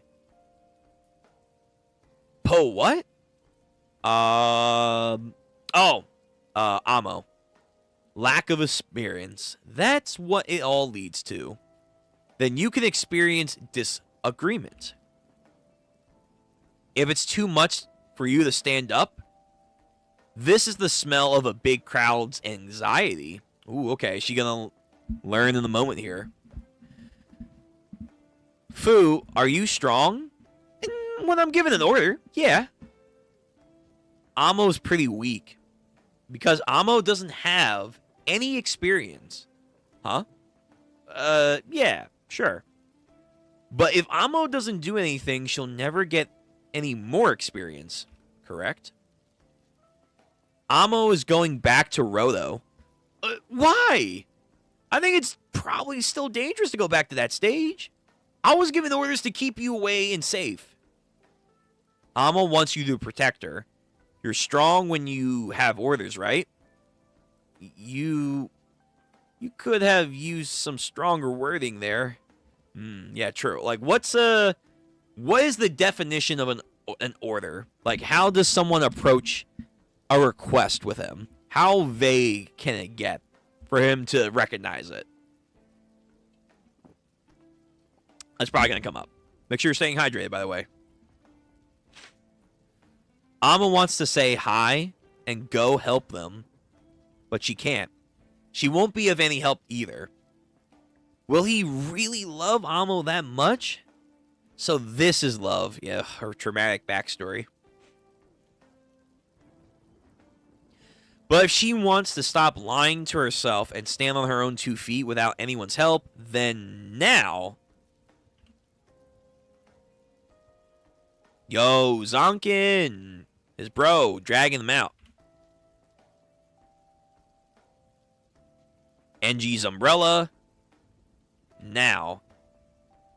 Bro. Motherfucker! Who... Damn! What happened off screen? Wait, whoa. Did this man turn to Blackbeard? He just, well, fucking he just rolled through everyone off screen? Oh my god. Yo, Rhodo, please. Now, all she can do is watch the tragedy. Come on, people. Come on, people. That sudden and violent attack activated my sympathetic nervous system. So I think I would like to counterattack now. Rhodo, come on, man. Come on, man. Come on, man. Wake up. You can't be sleeping on the job. Yo, these panel shots, man. What the fuck did this... Oh, my God. Did he just, like, one slashed? Why is he so powerful, man? Like, again, his giver ability, this goes back to what I was saying earlier. Some of them in certain situations are pretty damn powerful. What's the upper echelon of how to make him that powerful in a more consistent basis? Kind of want a little bit more in-depth world building on. If we can have, like, other people like Ryo's ability get a little bit more nuanced and creative. Yeah. But it's just like, yo, his fucking gift ability just turned him into an abomination of human essence. And now all of a sudden he can just do some Toriko slashes over here. Like he's Monkey King Bambina, but like low tier version of it. The diet version. One hand slash, and all of a sudden he just turned this entire massive arena into Swiss cheese. Just completely annihilated this entire area. Holy shit, I'm going to save that. Again, the art is very impressive. Very, very impressive. I forget the lady's name that is the artist, but she does a very fantastic job here. Oh, wait, no. She is the main writer. There's a different artist. Excuse me. This is truly magnificent. Greater than I have ever imagined. Words is all it took to make up for the weakness of my flesh. This is what I've always wanted. More than psychic powers or laser beams, all I've longed for is an invincible body. Ooh. Yo, if I had the sound clip, I swear to God I would fucking do it. You could say his name is... Yeah, okay. Alright. So, oh wow. Dude, he's that small? He's that small compared to the fucking Titanic kaiju motherfuckers? Holy shit. And yet, he's gonna do some crazy work. So he comes in, the Puppet Brothers dodge. Now let me take you for a test drive! Oh my god. I forget, Mimo? Mimo is a fucking monster. Holy shit. One punch and he just leveled this ground. Oh my god. This is some One Punch Man cinematography right here. Cinematography. Paneling action right here. Holy shit. Again, his power made him way too OP. Like, shit, he is, like, in a league of his own with this giver power. Can he come back from this? I don't know. Fantastic! Fantastic! Come on, man. Someone needs to match. Someone needs to fucking match pace with this demonic angel over here. Rolo tries to do something, but I think his powers are, like, slowly wearing on him. he, I think, activates his capes ability, tries to, like, barrage with some kind of, like, tassel card things. Ow. Ow, ow, ow. Oh, it's just fabric. I can't pull it off. He gave his jacket fabric. The power of cut and paste. Interesting. So he can mold his jacket into an offensive and a defensive weapon. That's pretty cool. So now he has like a fucking Giga Udurilu Tengen Topo over here. Drill the heavens, man. If this is the heavens, fuck the heavens, man.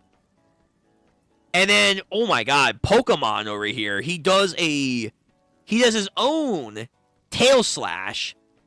Gets him right down the middle. But I think, yeah, he tanked it. Not a scratch. What? Oh my god, that is insane. Like, this is like frame by frame of like what's gonna happen if the animation team gets a hold of this. They're gonna have like these impact frames of just boom, and then his hand just creates a light shockwave, like he's a Buddha over here. And then what? Did he slam Roto into the fucking arena? Oh my god! Like, yeah, nah. Holy shit! The paneling of the action stuff has gotten magnificently better. This is insane. Wow. Ugh, as he coughs up blood.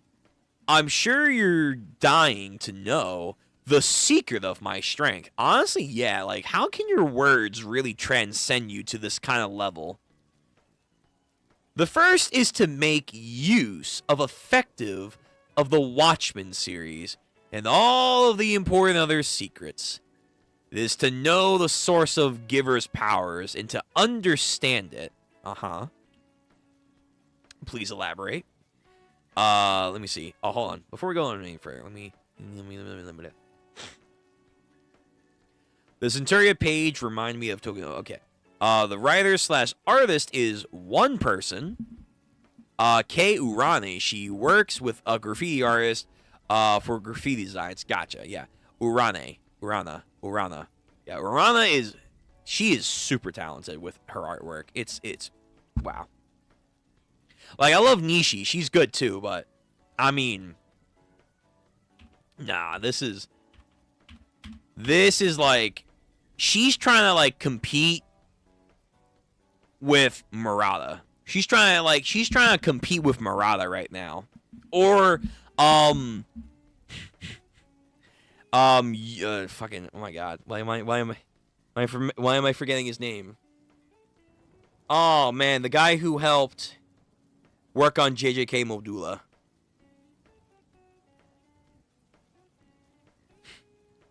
Because he has the same name as the main character from JJK. Oh my goodness.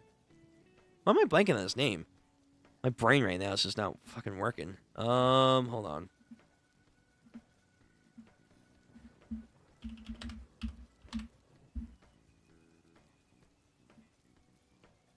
Yuji. Yeah, so the guy who did Modula, the art.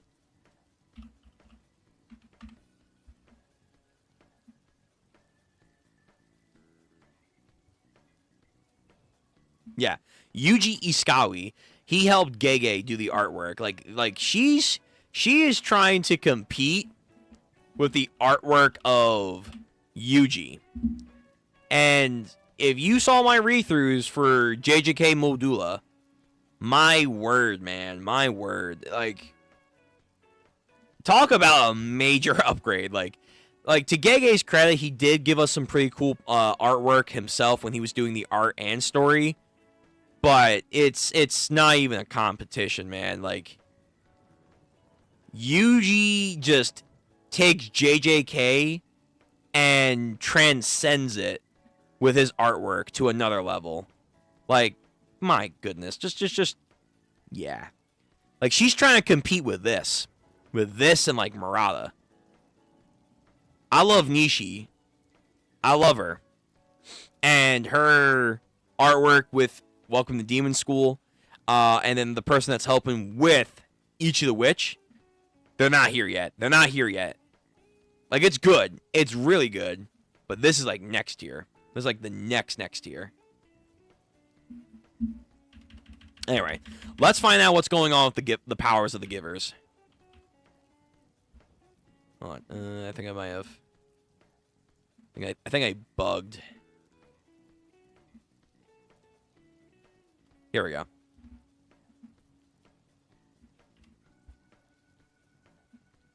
The quality of givers' powers. Here we go. This is why I fucking won. The quality of givers' powers is based on said givers' experiences and ideology. The strength of those powers is dictated by the extent of their experience and the strength of their thoughts. So when Engine literally said, Engine and the boss literally said to Amo, you lack experience. It's not just like a mental thing that you're having to resolve because you've been through a lot. No. Your experience is literally going to shape your ability. Genuinely so. Your ability can go even further beyond the more you try to warp it. It kind of reminds me of what Oda said with devil fruits. Each devil fruit, even if like we've seen the devil fruit before, if it's given to a new person, depending on their mentality and how they perceive the power, it can be vastly different from one person to another. I think that's what they're trying to get here. The strength of those powers is dictated by the extent of their experience and the strength of their thoughts. Chapter 156. The Ancient Rulers. Oh my goodness, what the hell? Then what about the source of a giver's power? Where does it really come from? Anima? An ordinary human being is not capable of ignoring the laws of nature. And using such transcendental power is simply not possible. Man becoming Aizen over here. Oh my god, he's so creepy. Yo, Ryo, help your maybe man. For example, the mass of those enormous scissors there. Oh, he is haunting. He is actually a fucking horror creature right here. The way he just has his fucking smile, his eye just turns to the back of him. Have you ever considered where the exact mass comes from? Wow, ooh, damn, down to a science. Okay. Like, yeah, like, are you transmuting this? Are you summoning this from somewhere? Like, how are you making a giant scissor right here? Humans do not naturally possess the ability to amplify mass or its function of an object. That ability is a gift from the ancient times. Oh, wow. Ooh, we're getting the deep lore. We're getting the deep lore right now. Ooh, shit. Very cool. Indeed, the source of all this is the ancient rulers. And who might they be? The ground is teeming with the energy of the ancient rulers. Is it? Okay. The energy is quickened human... That energy quickened human evolution and gave birth to givers. I mean, for how they're, like, approaching this... Again, One Piece over here. It feels like they're trying to talk about, like, nuclear fission or something over here. Are they like saying like humanity made a energy source, the eternal flame, and they transcended laws of nature that we previously believed were impossible to manipulate, and because of this energy source we have givers here? Like, this is the technical term for anima, maybe?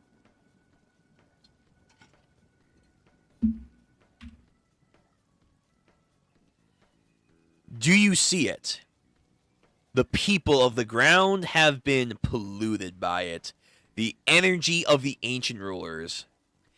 If that's the case, then Spherites shouldn't... they shouldn't have powers then. They're not infected, if you will.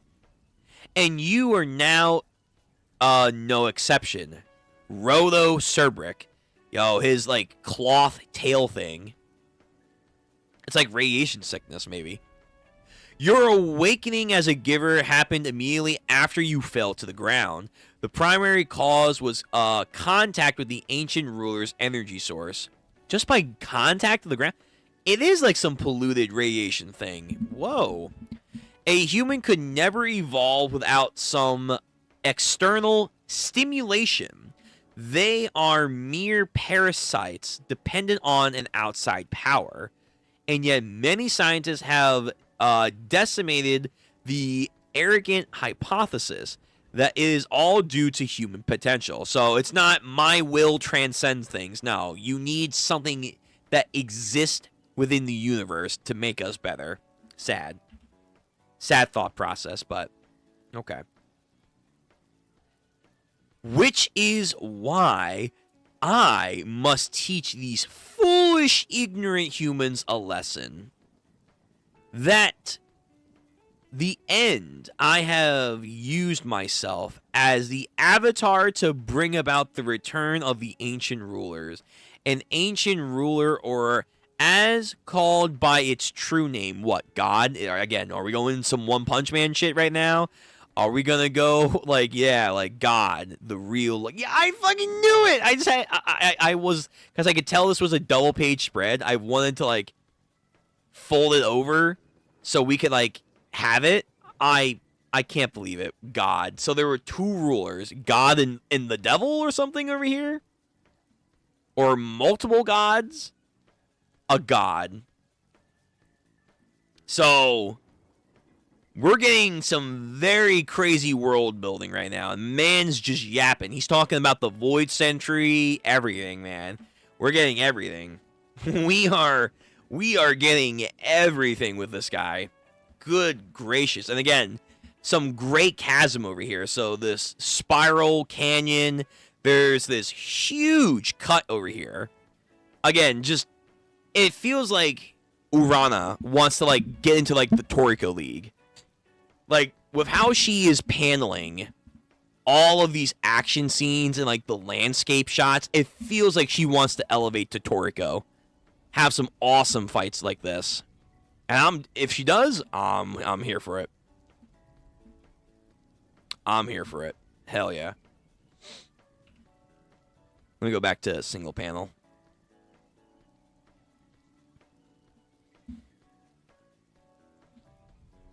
So Rhodo is just I'm so tired. And then thinks about his life with Ricto, a god. But there's two. So there was two rulers, right? The human potential, which is why I want to lesson. This is the end. I want to bring back the times of an ancient ruler, or as called by its true name. Yeah, I think he said two at some point. Your awakening is the source of this is the ancient rulers, plural with an S. The ground is teeming with the energy of the ancient rulers. The energy quickened the.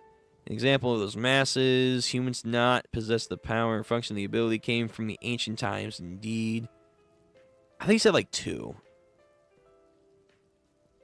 It's based on the giver's ideology. Okay, I thought he said two, but maybe this also ties back to the mural that we saw earlier. A human cannot become God? That's just stupid. What are you talking about? I knew it. The people of heaven, heavenly sphere do not recognize that name. Ooh, okay. Interesting.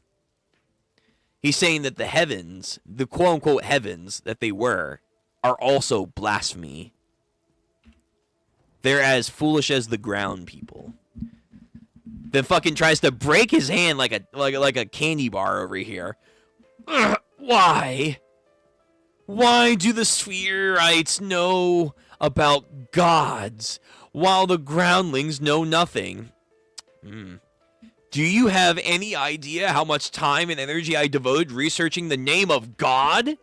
You guys are in a post-apocalyptic... Honestly, again, yeah, the radiation thing would make sense. Like, it's a nuclear fallout. You guys are living in a post-apocalyptic world while the Spherites are, like, in the They're in the vaults. They're in the equivalent of the vaults, man. They're just living in the skies, which, again, they said that there were potentially other sky island civilizations up here. Do you have any idea of the aggravation I felt? My inability to fill in the blanks of those pages? They are bereaved. They are, like, bereft of having the capability to easily know these things. And yet the Spherites, because, again, they're in a much better situation compared to those on the ground, they have more access to things. Who did this? Who was the one that erased the existence of gods from the ground? Answer me, Roto Cerbrick. I don't think he fucking knows that. He just knows a little bit, alright? How should I know? You're the expert, turf-face wannabe? With his fucking agaped mouth. I must know. I must know. I must know. I must know. God, God, God. Yo, he's like me as a One Punch Man fan. What is God? God, God, God. And then he crushes something. He crushes like a vial in his hands. Then lets him go, and again just does some like Ocosm slash over here. Yeah. So yeah, again, the world on the ground looks to be more post-apocalyptic, and they've lost so much information. They've been like set back to the Dark Ages or whatever. Very, again, One Piece. They know not of the Void Century, and yet the Spherites know more. They know more. Maybe not everything, but they know more. Oh, another double page spread? Yeah, let me see this. Oh my goodness. Oh my goodness. Bro.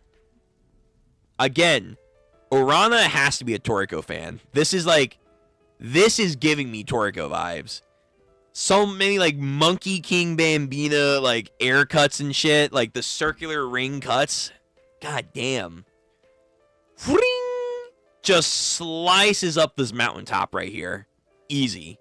Again, his powers, for him to evolve like this, it's insane his powers have that much potential. But, again, experience and ideology. So because he has a strong ideology, is it right or wrong? It's up for other people to like, argue. But because he's, like, so enraptured with what he believes in, his powers just go further beyond. Which maybe also explains why Roto can just do so much with his vital instrument. Roto! Catch! Whew. You got your left arm pretty fucked up there. You guys don't know about gods. Gods? Guys, something's bad's coming down with Mimo. Yeah, he's just crashing out. He's just crashing out now. He's acting really weird all of a sudden. I mean, he was already weird, but the weird is ramping up. Did he have a time limit? Did he lose control? Ooh, that would be nice if he has a time limit. It's because he destroyed his microphone. Oh. That's what he destroyed. Yeah, his microphone. Oh. Did he just... Wait, did he rage bait himself into breaking his own thing? Okay. It's because he broke his microphone. Normally, when you destroy a vital instrument, its power will dispel automatically. But currently, he's taking power from the Watchmen series to transfer. Right. What was his Watchmen item that he has? I forget what he had. He crushed his microphone. He ruined the power balance. Now only the power inside him is from the Watchmen series. A calculating snake like Mimo would never destroy his own vital instrument. Maybe becoming a god affected his mindset. No. He wishes he could be a god, but he's just a human. Maybe he found out everything he could about the gods, so he could copy them, but he still is just rotting piece of garbage. Deep. Very deep. Roto. It's like you told me, Gauntless. When your goal consumes you, you lose sight of what really matters most. His goal consumed him, and he lost sight of what mattered. Shoot. He's a living testament of don't get blinded by ambition. I'm going to end Mimo. No, this is time to throw in the towel, the one guy says.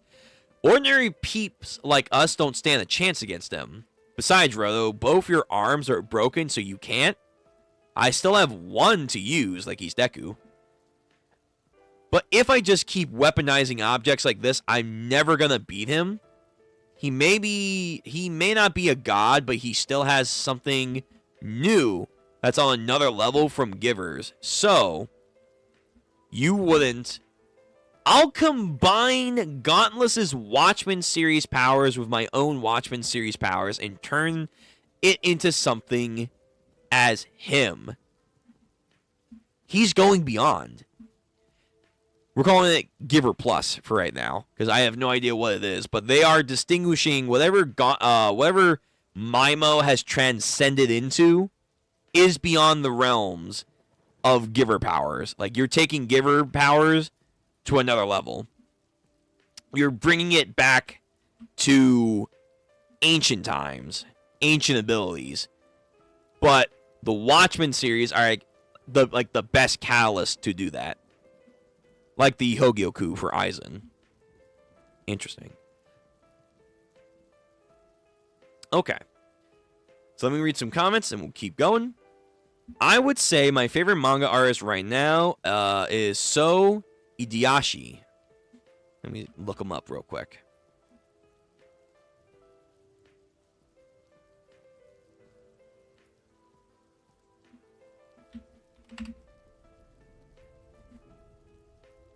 Oh, Tokyo Ghoul? He was good. I liked reading Tokyo Ghoul for the artwork, for sure. It was very artistic, to say the least. He also did a Hisoka origin story with my boy Togashi, which was awesome. Back in 2009, Tatsuki Fujimoto, Chainsaw Man, and One Punch Man 1, and Sohoto all met on the same online forum. Did they now? Really? Back in 2009, they all met on the same online forum when they were starting their manga journey. The three now have been friends for about 17 years. I'm going to say this for later, but that's fascinating. One, Fujimoto and Ishida are old friends from 2009. Wow. That's a cool little story. My boy, One? Fujimoto is Fujimoto, but him and Ishida, that's pretty cool. That's pretty neat. After this chapter, translating sphere as heaven. So after this chapter, they translate it to heaven. The heaven, so it's playing more on that, like, heaven doesn't know about God. Like, again, celestial dragons don't know about Emu. Urana is definitely placating on other shonens right now, which, of course, you have to. Heaven, and then Jinkin as God's vessels clicks more. God vessels. Interesting. So that then plays more into why Rodo is saying he tried to become the power of a god, but he's not. He's a false god. Because he's going beyond the god's vessel, the god's gift, the giver power. He tried to transcend. So he is a, again, very Bleach too. Like Aizen. He's a transcended being right now, but he's not a god. He hasn't reached that threshold. But in the future, we might just reach that. He crushed his microphone, his vital instrument. Yeah. I got that. Again, it also reminds me of Aizen when he was starting to like crumble his Zanpakuto away, and then he was slowly transforming to another level. No, it was like that in the Japanese, but meaning clicks now. Oh, okay. Got it. Okay. So that's why you guys were saying the Jiki makes more sense when it comes to God's vessel and the sphere as heaven. But I like sphere more. So God's vessel. They were trying to transcend the vessel to become true gods. Interesting.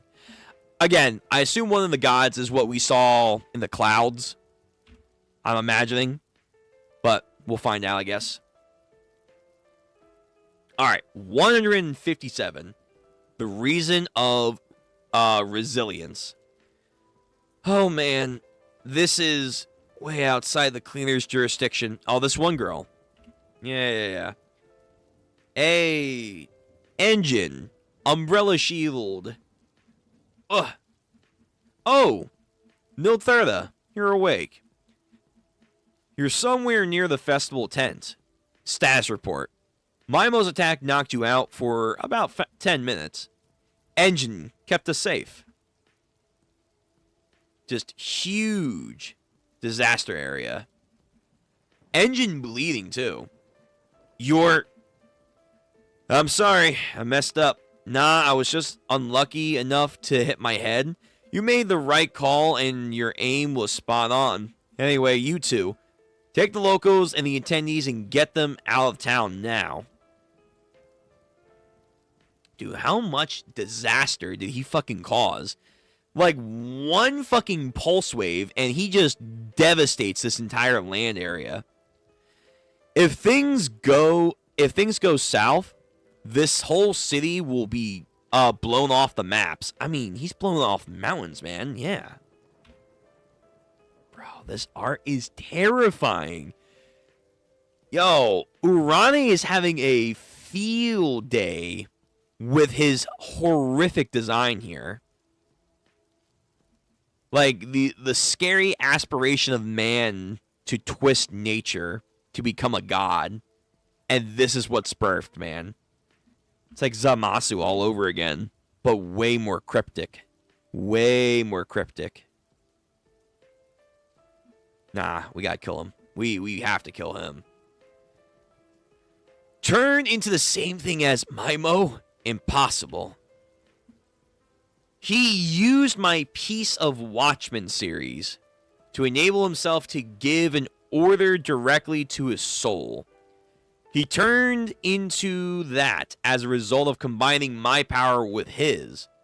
But your powers won't give you the same ability to do so. Besides, do you really want to become that kind of a monster? If Maimo's ultimate goal was to become a god, he wouldn't have bothered finding a way to change back. You may never become a human again. Kaiju number 8. Don't worry. Maimo is still a human. A human can't quit being a human. He's still a whiny bitch. Yo, Ryo, you gonna do something? You gonna say something? I don't know what a god is, but no normal person would look like that and think they are human. How can you be so sure? As soon as he said the word god to you. So he knows what a god is. My boy over here.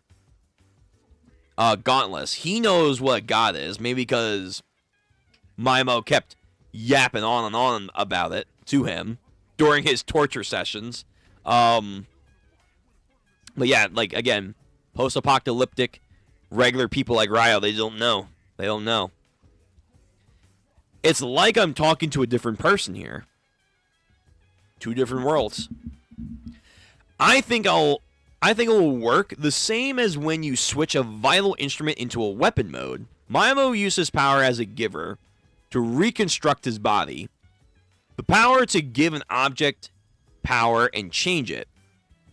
Every giver can do that, so then I can do that too. And now while your power is opening the pathway to my soul, I think I can use my power on myself. So because his specific giver power is activating something innately within everyone to, like, you know, communicate, that also allows givers to maybe maximize their powers if they can to a higher extent. And then if you are someone like Roto who has a Watchmen series, he's going to do some crazy shit. Wait, Roto, if you do that when your powers run out, true, will he fade away? This one's a lost cause, Roto. It's not right to rush in when you have no idea what's going to happen.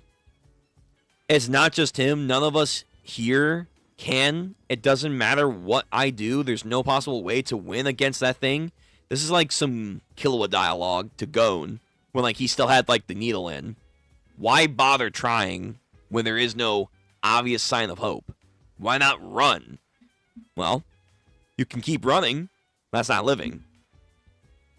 The only logical situation is a tactical retreat. Exactly. There you go. But again, if I started wrecking everything in sight like Maimo, I want you to kill me, he asked Ryo. What? No, Roto Cerbrick. I won't lose you for my own revenge. I refuse to. It should be me. I brought all of this upon everyone. My life isn't worth any more. You still have things to accomplish. Don't get the wrong idea. I'm not going to die. He got here by trampling over things that people cared about. He's going to keep doing that. So I'm just going to kick that turd face ass. That's all. Roto has his determination, which again, Maimo was saying it's experience and a mindset. And Roto, despite him still learning, when he's locked in, his mindset is very, very strong. So combining this now ultimate technique, transcendent power with his mindset, he's going to do some crazy shit. What the fuck is happening? All right, yo, Maimo, get ready. Get ready. It's time to fight someone your own size, your own ilk. He's going beyond. And this is to go even further beyond into some new transformation. It's like a combination of Haki and Ichigo's Getsuga Tensho. Just this black ethereal energy is covering the area now. I forced my revenge onto him. I never meant for him to risk his own life, and so why? The pure Candid, but also mysterious and inscrutable boy. Why can't I let go of the idea of relying on him? It's not his strength or his sense of justice. It's the quality that permits his entire being. Oh, let me double page. Did he just turn into... Oh, no. Oh, no. He's a furry. Oh, my God. He became a furry. What? Man's actually a wolfman?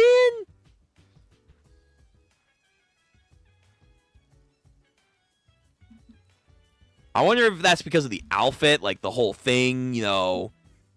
He had like, you know, the footwear that August gave him. That's why he's a wolfman, so it's not like going to be a permanent thing. I hope not.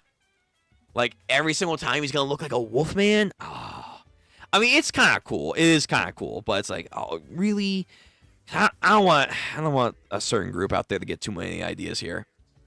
His determination to stay true to his rage.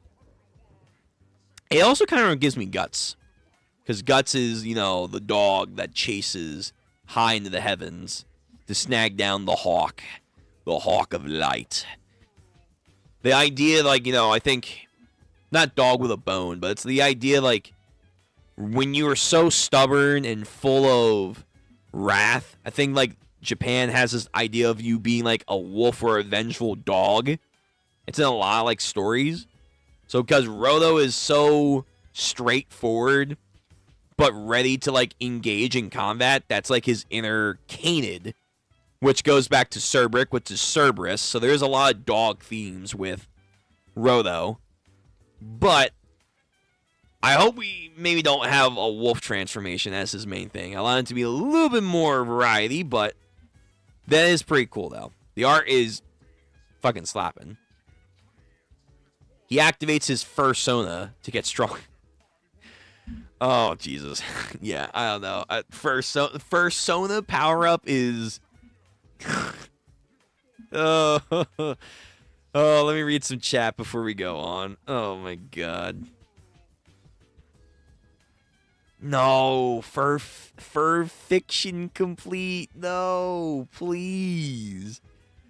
The man's gonna use the power of yips to get this done. Oh, I'm now the alpha here, Mimo.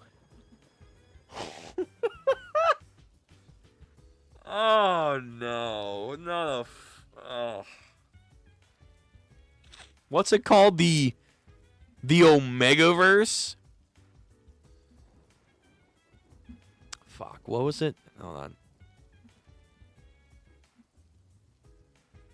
Let me pull up his furry thing real quick. I think it's called the Omegaverse. I gotta be careful, because if it's some foul furry shit, YouTube ain't gonna be okay with that.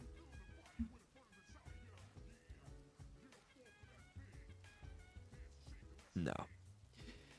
Let me be careful here. The Omegaverse is a fanfic-driven subgenre of erotic romance focusing on a biological hierarchy comprised of alphas, betas, and omegas. It's a feature where the human-wolf dynamic includes the heat, or reproductive cycles, sense, and nodding. Lovely. A biological locking mechanism. Jesus. And it's centered on the idea of primal mating tropes. It often explores powerful dynamics, fated mates, and male... Okay, well, we're gonna stop there. So, yeah, no. I don't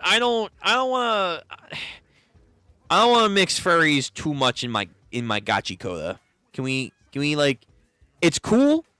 Let's make it temporary though. Let's not have this be the main thing. Please, for the love of God. Please don't. I don't think I want a first Sona 24/7 with Roto. I'm good. I'm okay. But okay, let's continue. So, chapter 158. You, that form. If he calls him a furry, I swear to God, there are gods, and then there were furries. The enemies of God. Brother.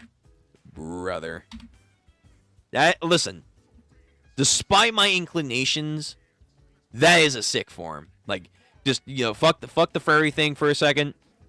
That is legit a cool form.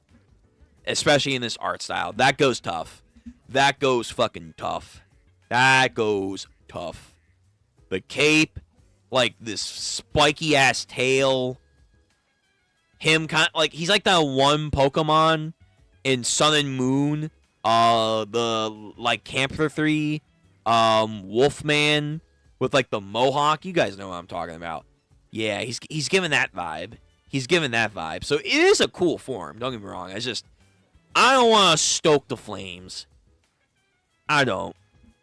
Anyway, Roto, I really can't support this idea. He's me.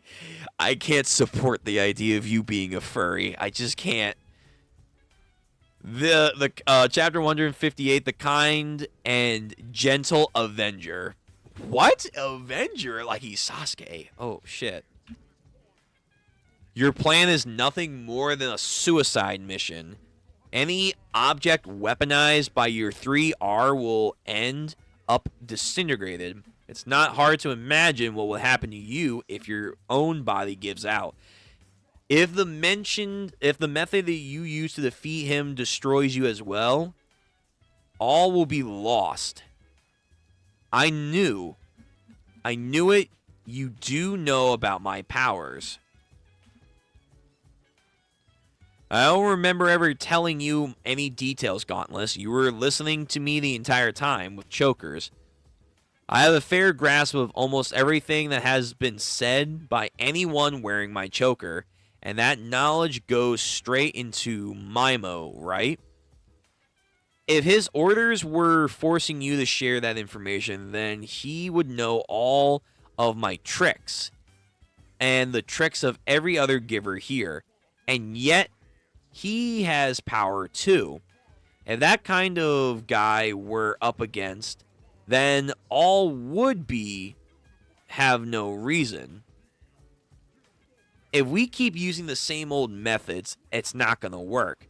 That's what leads to him to this decision. He has broken both of his arms. He only has one of his powers left. His panic is causing him to devalue himself. Ooh, shit. As we've seen from Yuji and JJK, if you devalue yourself, bad things can happen. Bad things can happen. Don't do that, Rodo. Even assuming that not only that's the only factor, I have to stop Rodo.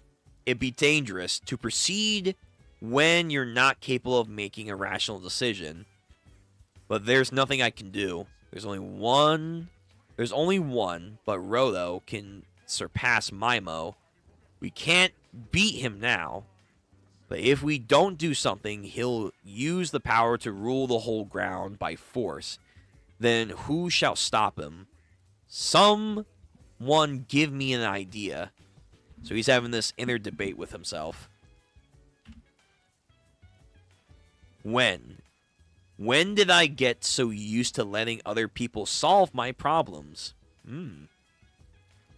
It's not just Mimo. He's not the only one tying me down. It's also the guy using his capacity as an excuse to give up on believing in himself. It's me that's the problem. We are our greatest supporters, but at the same time, we can be our own worst enemies. You shouldn't do that to yourself, but in this world, it gets hard sometimes. It's the truth that I can't go to confront him in person. But I've heard so much information, value systems, possibilities. I've stored it all within my mind. Hey, Rodo, listen to me now. It's time to pass it on to you. I have a plan. How much information is he going to get? What is that form? You took an object and a person, and you fused them together? Bro, interesting. So yeah, you took the outfit. You took his outfit and you molded it into one. Okay, that is really cool. But please, Fursona, one and done. Let's keep Fursona for a unique thing here. Like, this takeover is awesome and all. Let's have him have other forms, please. Please, let's not feed the Fursona people. It's simple. To give a vital instrument its shape, what you need most is an idea of how you want to use it. That requires imagination. Of all the givers, your ability makes the greatest use of that strength. All I did was give him the idea. Hey, Rodo, instead of using yourself, why don't you use your hat? Like that. So, your body is not becoming transfigurized. It's the clothing itself as a whole that's going to become a new overlay for him. You know, everybody... Wow, Power Rangers saying it over here. You know everybody loves to see transform. Yeah, bum, bum, bum, bum, bum, bum. Oh, true. She had her transformations, too. A transformation item. Yeah. Crap. It's all crap. I see. So by using your powers only on the hat, you preserved your humanity, Rodo Cerbric. Unlike what I did. That way, even when you turn off your powers, it will only be the hat that falls apart. You're powered up, Rodo. Himself without taking any risk, and you think that's going to be enough to beat me after I put in my effort to make myself who I am now? The hell you can. The sheer volume of hard work and evil deeds that I've built up to become a god and to make myself #1 in the world, a little upstart kid could never be a match for me. There's some deep dialogue right there. You could really dissect that, what he's trying to say. The idea of someone who puts in hard work, but you can argue lacks the sympathy, compassion for fellow people along the way, versus someone who maybe doesn't work as hard, maybe someone that does take also shortcuts, but because they have passion and want to be hope-pilled, that is going to win out from those that maybe do work hard, but their intentions are wrong. There's a lot you can get from that, which is really cool. No. So you transformed? Anyone can do that.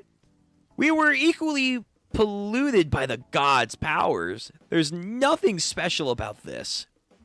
You're wrong, Maimo. Even with the assurance that it will be okay, there's no one alive who isn't afraid of the idea of changing their shape into something else. That's why even you, yourself, wanted to wait until the very end to turn yourself into this. We couldn't have accomplished this without Rodo's resolve. How is he so intimidating? All he did was change his form. Yes, that's all. My metamorphosis came from the combined power of his Watchmen series. It is the greatest masterpiece. I'm in the realm of true goddom. No ordinary giver could attain this. Only someone as devoid of any feelings could obtain this. It is a great feat that only I accomplished. Then why? Why does it look like I'm the one that's inferior? Again, very Aizen and Ichigo. I'm supposed to be a transcendent being beyond that of soul reapers and hollows, and yet this human performed some miracle to surpass me after everything I've done. You just don't get it. You don't understand Gontus's power. You don't know why he can open the door to hearts and form a connection with the soul. He's not giving anyone orders. He's giving them heartfelt words that come from placing of care.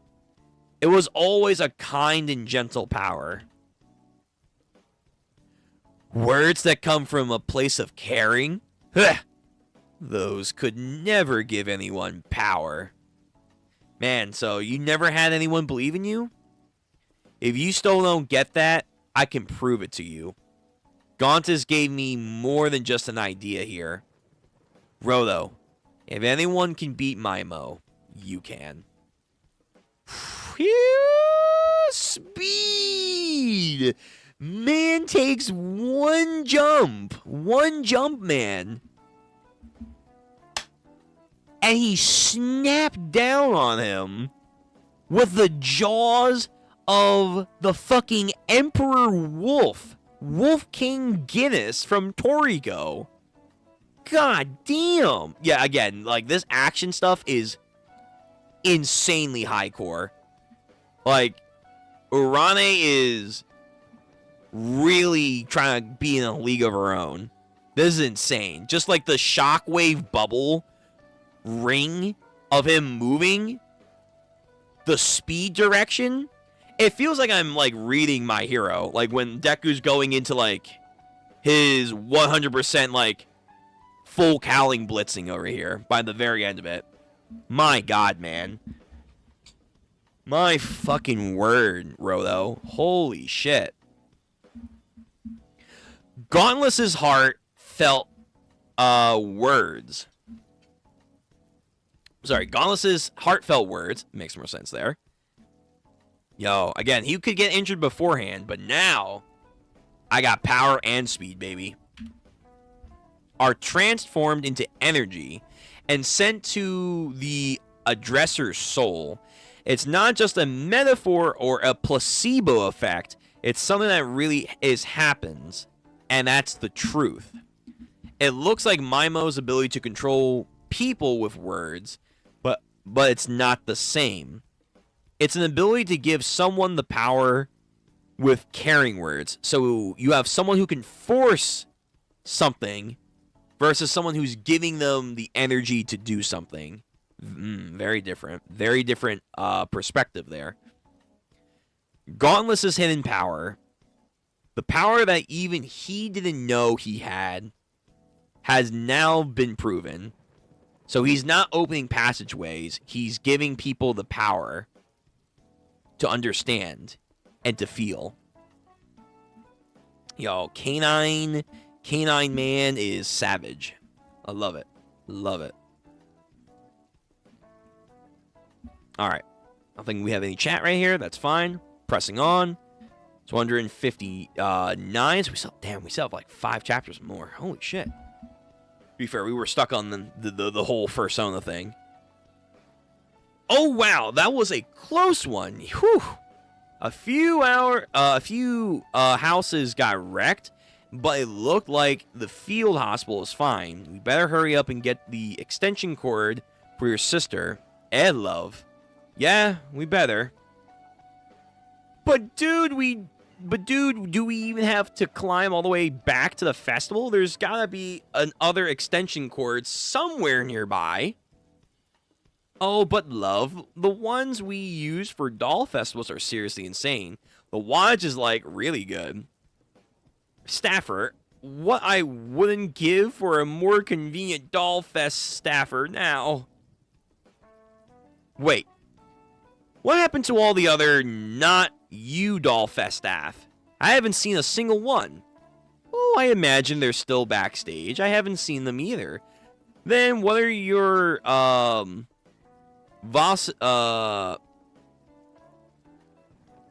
are you Vasas doing here? Slacking, love. What the fuck? Staff entrance number 3. Hold on a second. If they don't evacuate, that doesn't mean the Dollfest staff are still wearing chokers. Doors open, love. Hold on. Okay, here are the staffers. Bro, what the fuck happened to them? Their chokers are damaged. Oh. The image of God defiled. I'm invincible, but you have the power to damage me. I want part of the Watchmen series. Yo, you're not gonna get that shit. No! Oh my god, he's going after Amo. No, Amo, please, for the love of not this god, but for a better god.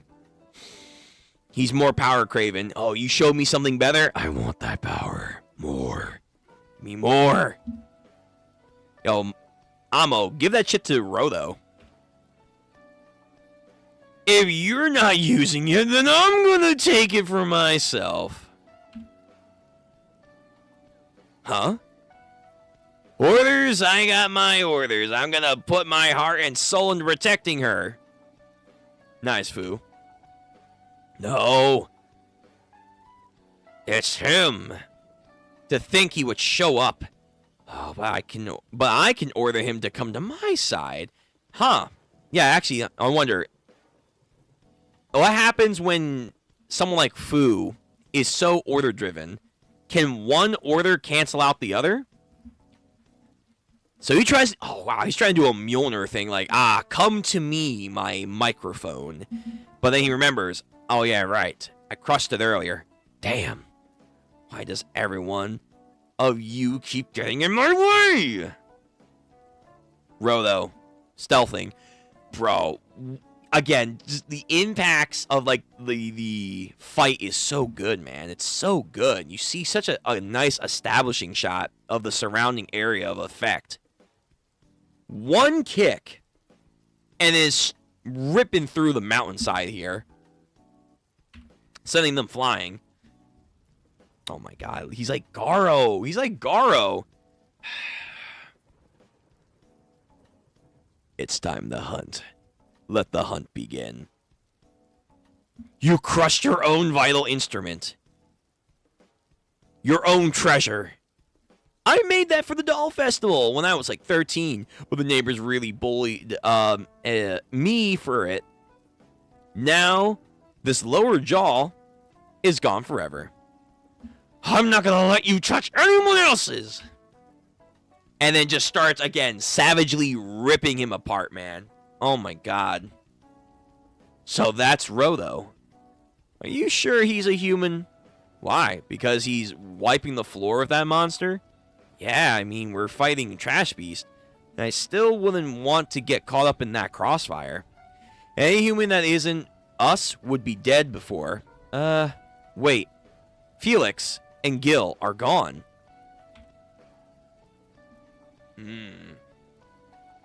Let's just go. I don't think we're gonna get paid for this. And all the staff is passed out for some reason. Have you forgotten that Lord Mimo prepared insurance? In the event that Lord Mimo begins to lose the battle, it is our duty to destroy the venue. Lord Mimo set bombs in various locations that are programmed to detonate with their electricity to be cut off. These were built by the same person who invented Gauntlet's artificial heart. Who did this? We will blow up the building's electricity room and cause a chain reaction. You understand? Oh, but won't that blow us up too? It's what we get for being weak and powerless. Lord Mimo, I will fulfill my duty. The staffer, they're totally dead. Nah, they're just unconscious, love. Look, the only thing that's been cut off is the choker. I wonder if she's the White Crow. I did propose that when we got into the arc. Yeah, that human touch is quite scary at most. It looks like whoever did this did this to them escaped to the electric room. You just admitted they've been done in. Let's go catch those crooks. I think we're looking for an extension cord right now. You actually turned me into the straight man. Are you hella scary? Oh, I think I hear a sound. Huh. Oh. Oh, there's another person. Oh, so there's another person in this. Oh, it's you. You're the one who did this to the staffers. Excuse me? Oh, Hyo, yeah, Zonkin's thing. You don't have a choker, so he couldn't rule you over. Glad to have you on our side, love. Miss Hyo, our daily hire. Yo, Rana loves drawing some nice female physiques, if you know what I mean. If you know what I mean, yeah? Okay, here we are, chapter 160. So, after this, we still have 5 more chapters, man. Holy shit. It felt like we were going through so many. 160. Yeah, you're a lifesaver, love. If you hadn't been here, Miss Hyo, the staff puppets would have reduced us to a bloody pulp now. By the way, what are they doing on the floor, I wonder? The staffers attacked me. I had to handle it and sat down to rest for a bit. We will blow up the building and let this whole chain of effect reactivated. Then I heard them plotting about an explosion, so I neutralized them. Oh my, you are so incurable, love. You switched to the security guard without even being asked. You instructed me to defend the venue, Miss Wing. Oh, you're right, I did so. Wait, explosion? Yes, apparently there were bombs set through town to detonate with an electrical room, and when it was destroyed. Oh gosh, we gotta find those bombs right away. I've already handled it. What? I've handled it. I happened to discover a bomb before the Doll Fest even began, so I handled it and ran around to get all the other ones while I was at it. Damn, she's so efficient. What? You got all? Yeah. I combed the entire town, and I believe we should call in a specialist just in case. For now, we should tie these two up and turn them into the Hellguard. Whew, she's a badass. While everyone else is distracted by Mimo, she just casually saved the town from a disaster. I mean, sure, but like, Mimo is a problem right now. I knew I picked the right person. Wow. Whoever hired you for security really knows what they're doing. It was you, Miss Wing. Okay, I think she is the White Crow. So, Koro is siding with Rodo, and yet the White Crow is siding with Hyo. So they're picking their backers. For what, though? Oh, you're right. Hello? Oh, oops, I almost forgot. We came here to find an extension cord. You are smoking hot. Yep. What? Bone structure, posture, bearings, and even vibes. You're perfect in every way. Yo, Zonkin, your girl is getting snagged by August right now. Will you be my model? Oh my god, I thought you were hitting on her. Preferably a live-in model. No, you were skipping too many steps, love. Location. And she's interested? Oh, wow. She even said, sure, why not? The cleaners. Ooh. Anyhow, I have to finish helping with my sister. So let's swap blood for our chokers, and we can communicate with each other. Love? Let's ask Miss Hyo to join us while we help my sister. After all, there's no telling what could happen on the way. She'll be our bodyguard. Great idea. Let's do it. Come on, let's go. I'll show you where we keep the extension cords. That's what I've been waiting for this whole time. The cleaners.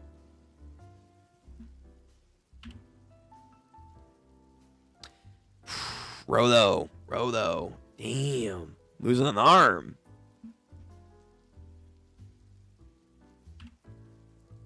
But the battle continues, man. The battle continues. They are just powerhouses, man. They're zipping throughout the entire, like, environment. Let's organize our thoughts. Who is this man? Himself? Rodo Cerbrick. Correct. What do you think it is that gives Rodo this appearance? Perhaps it's similar to Zolda the Raider or Gyuta the Cleaner. It's not. Those two only wear their vital instruments. Rodo has changed a structure of his own body. So it's not the same. Okay, confirmation. Pretty cool. So he's having this mental... He's having a schizo moment. He's having a schizo moment to try and figure out, like, how can he handle this? But his form doesn't work the same way as what I've done. Why? Because my form is only possible by using the power of my own rule. Basically, he's giving power only to his hood. And it's using the hood as a transformation item. Then how do we explain his strength? We don't find a way past that, he's going to wind up destroying us. Transformation is such an abstract phenomenon. It's impossible to measure its power with a speculative alone. Rodo has more experience in battle than we do, and he's taken our arm. No, I don't want to lose. I want to reach greater heights than anyone even before. Whoops. Let's just calm down. I will climb to the top of the world. Yes, they always looked down on us in the past. When I'm a god, I will be at the top. I will be a number one. We didn't expect that snot-nosed brat to get in our way.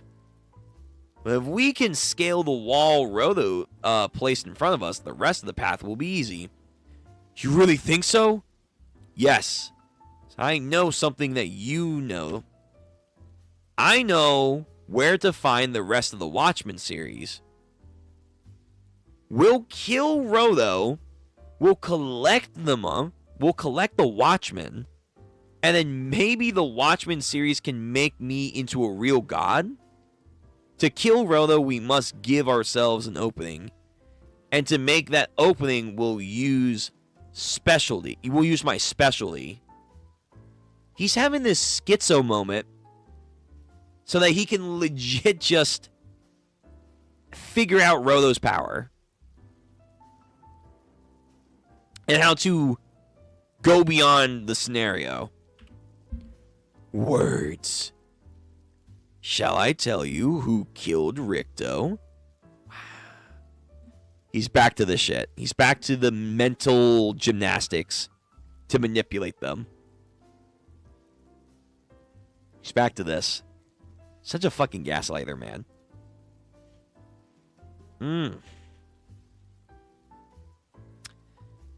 Alright. Oh, hold on. Give me 1 second. I'll be right back.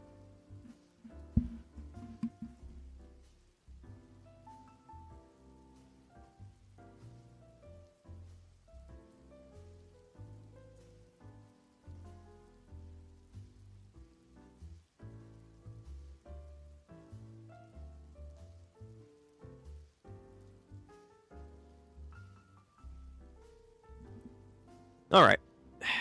Sorry, I had to deal with something real quick.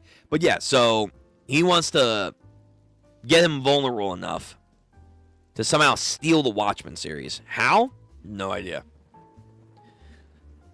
Staffer Girl has 2 dolls on her belt. Same dolls were used in 2 Lily's performance. And she did say she was a fan of the White Crow.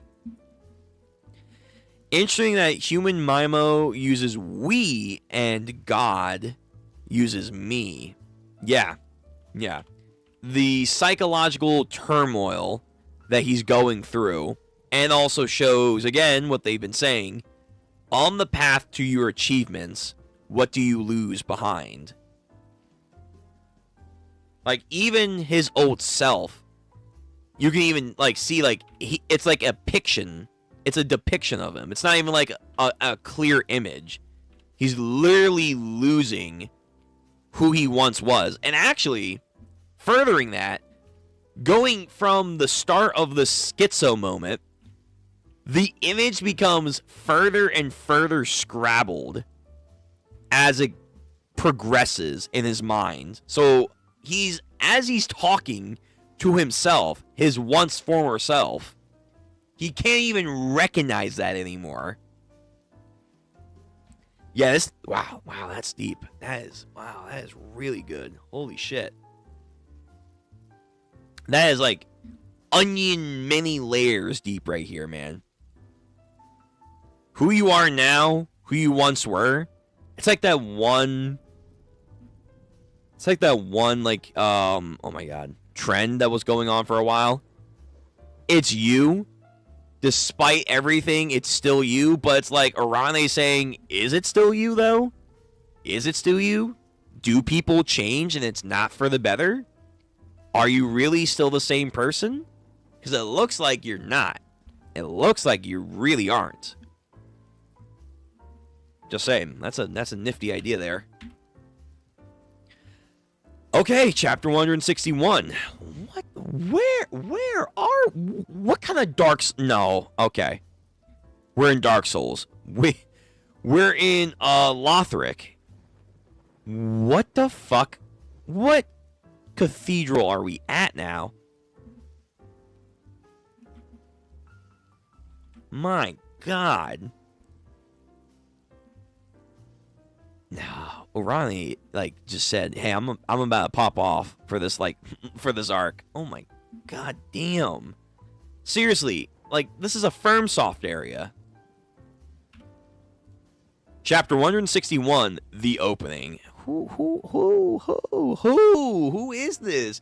What religious area is this?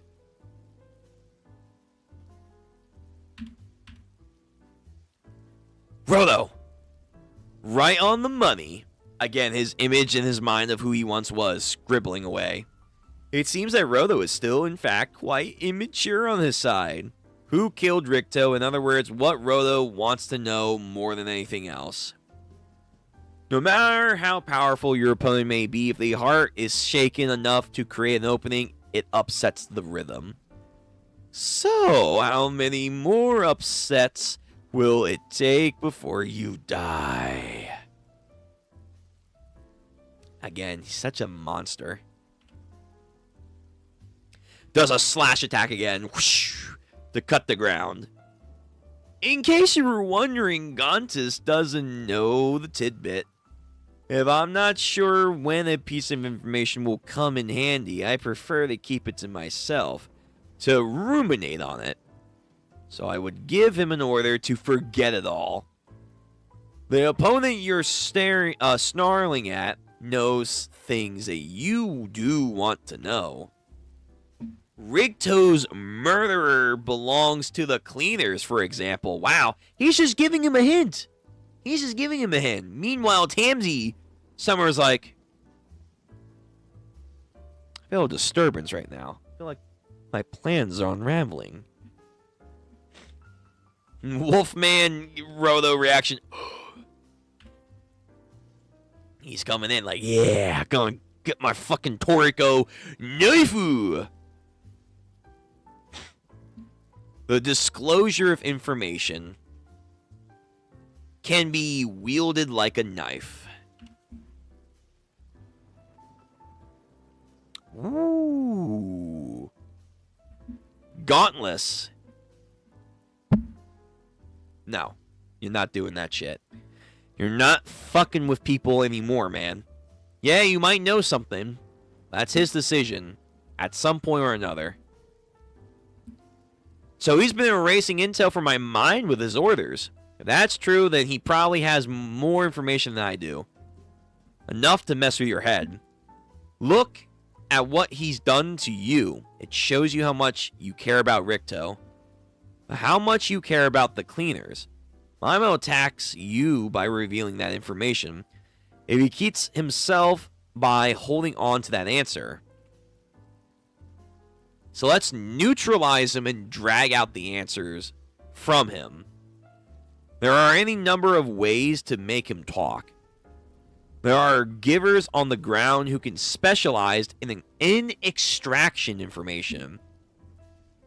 But I don't know if I can hold back right now. I don't know if I can neutralize him without killing him. That's a problem. An invincible body? Those were his exact words. So yeah, let out your steam, man. Let it out, but keep him alive. This is a perfect test dummy for you. You don't need to hold back, Rhodo.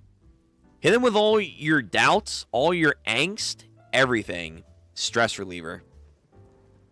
There was a time I failed to protect the ones I cared about, but this time I won't fail.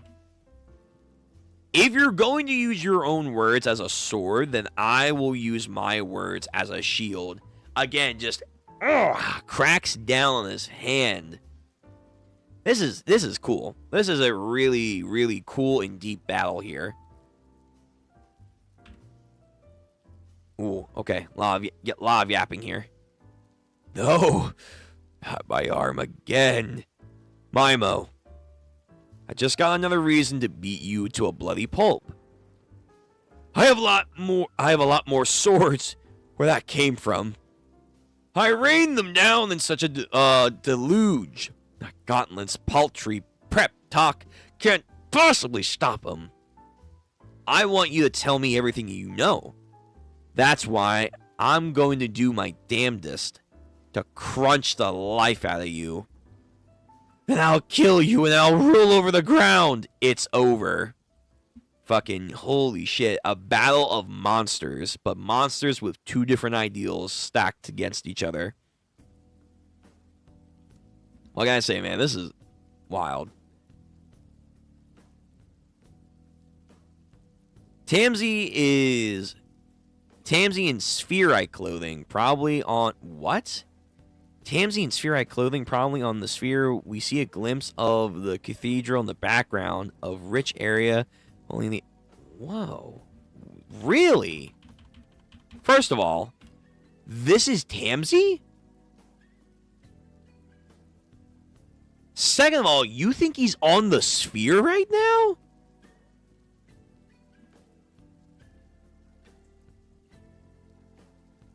So was I right? Was he a spherite? Was he a spherite all along?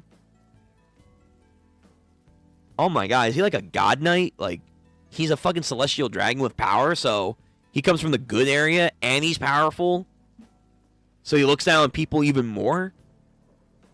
What?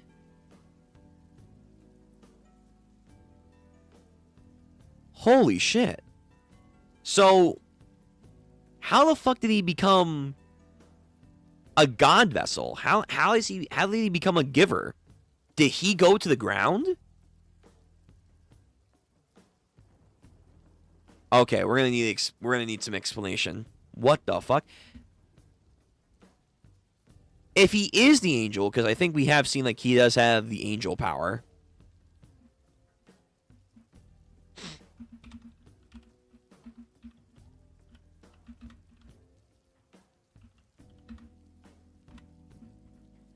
If he is this guy and he has the power to like give himself wings, I guess he can go down to the realm when he wants to, but then there's the gatekeeper. So he has a way to transverse the gates? What the fuck? Alright, Tamsi. If this is Tamsi, you probably are right, but that we're just now making a whole new thing here. God damn. I don't think such clean area could be on the ground. I mean, you don't know. Maybe. But I see your point. Oh, hold on. Oh, it's doing that thing again.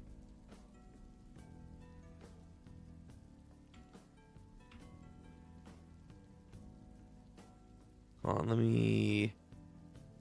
It's doing this weird... Here we go. Here we go. Okay. Alright, let me continue. Chapter 162. So we're almost done. We're almost there. Zawardo. Clock breaks. Grandpa.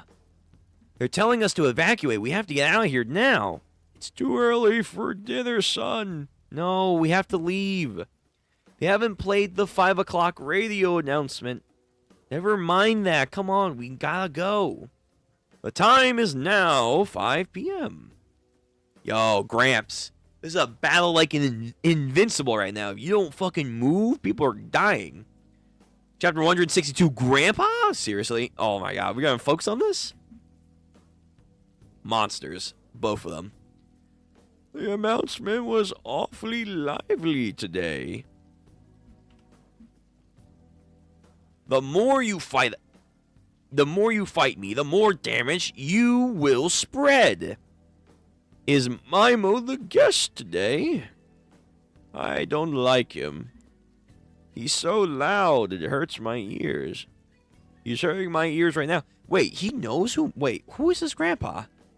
This grandpa knows Mimo? Okay, that was weird. Battle rages in their house. No BGM for the end. What? Okay, no, Grandpa's weird. No. What is Grandpa talking about?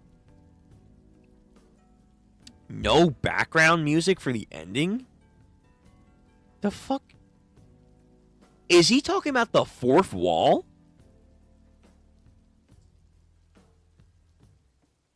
What? Is he breaking the fourth wall? Alright, no. Grandpa's weird. He gets a title card 162 Grandpa. He talks about how the radio hasn't come on just yet. And then it happens. There's a clock that breaks. All right, Grandpa's doing something right now. I don't know what he's doing. He knows who Mimo is. I mean, I could be reading into this, but it's weird, this dialogue. I don't know what's happening with his grandpa. He could just be weird. Chapter 162, Part 2, Payback. Fucking okay. Spiral over here. He's definitely tough. Every one of my attacks fades into the void so fast. Don't you think there's something off about those cleaners? You're a rare creature of spherite, yet not one of them has tried to find out more about you. It begs the question. The cleaners are guarded against you since the day you first set foot into their building. And Samui spotted something ailing about you. They determined that it would be dangerous to demand answers. That's why they distracted you with candy. They patted your head and they placated to you. It's the only human to want to win the savage beast to their side. But they don't trust you.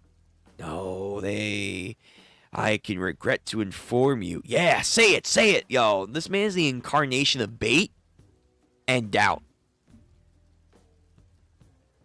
A talk attack. Get him. You're the only one who thinks of you as a friend. Wrong. It's the cleaners in the mind that you are one of them. One of them. If they felt differently, you would see their attitude. I'm listening right now. I can tell just who they are. This is a battle of doubt and confidence. They do not ask you about yourself because they don't want to pry. It's an unspoken rule among a group of misfits, you see. And for better or for worse, they're all self-centered and free-spirited. It's because that's who they are. They can see for who you are and who you can become. They're a lot more open to possibilities and stuff. And they all have, in one way, shape, or form, their own fucked up backstories. So why would they judge? A shield of words. It won't work forever, you know. No matter how beautiful the shield is, a sword of words can easily pierce it. Are you sure about that? Are you sure about that, Mimo? Are you sure about that? Because Big Boy over here saying, nah, let's go. Come on now. What the? Bud, you keep yapping. The battle of yap is not working. It's not working. You are getting speed blitzed. This is what Yamcha wishes he could be. The true incarnation of the Wolf Fang Fist. He's bigger than he was. Whoa, he got bigger? Oh, dude, you're fucked. He's bigger than he was a second ago. And he's stronger. No. Impossible. Gauntlet's words have made Rodo even more powerful. Yo, this is actually Talk No Jutsu. But like Talk No Jutsu, I feel like done right. Gauntlet! He's the embodiment of motivation. If he gets even stronger, I'm gonna lose! Coward, you're running, bitch. I need to retreat. It's the valuable strategy. I'll regroup and I'll get ready next time. Then the second they let their guard down, I'll make sure they suffer like they never suffered before. Oi, scumbag. Again, the scenery is so good. Like, you can feel the distance on how he's zooming away, and Rodo is on a fucking spire miles in the distance, and yet he's about to pounce right on him. That's, yo, again, amazing. Fucking amazing. Really good artwork. Like, this arc, the last couple arcs have been good, but I feel like this arc has stepped up Urane's artwork and combat prowess. Without question. Alright, people, move out the way. Move out the way. Yes, I'll flee into a hidey hole. It's nothing to be ashamed of. Yeah, And then, nah. Nah, you're going nowhere. You're going nowhere real fast. So he just boomed over like he's the Incredible Hulk. And then he does a fucking Mario up kick. Oh! And then I think his clothing is becoming undone. He goes up to do a fucking ground pound. And then a just superhero lands into the dirt. Just slow down, Kay. You would chase after an opponent who has their back turned? Yo, guy. Your yapping's not gonna work. We're done listening to you. Is that really what you came to the ground to do? You're done talking. Gauntless parents, my friends, this festival, the town, even humans as a whole. Zonkin, do you remember what you did to them? This is payback time. Bro. Get him. Get him. Get him. Get his asshole. Fucking finally, man. Holy shit. Am I caught up? This is so weird. Why is this structure like this?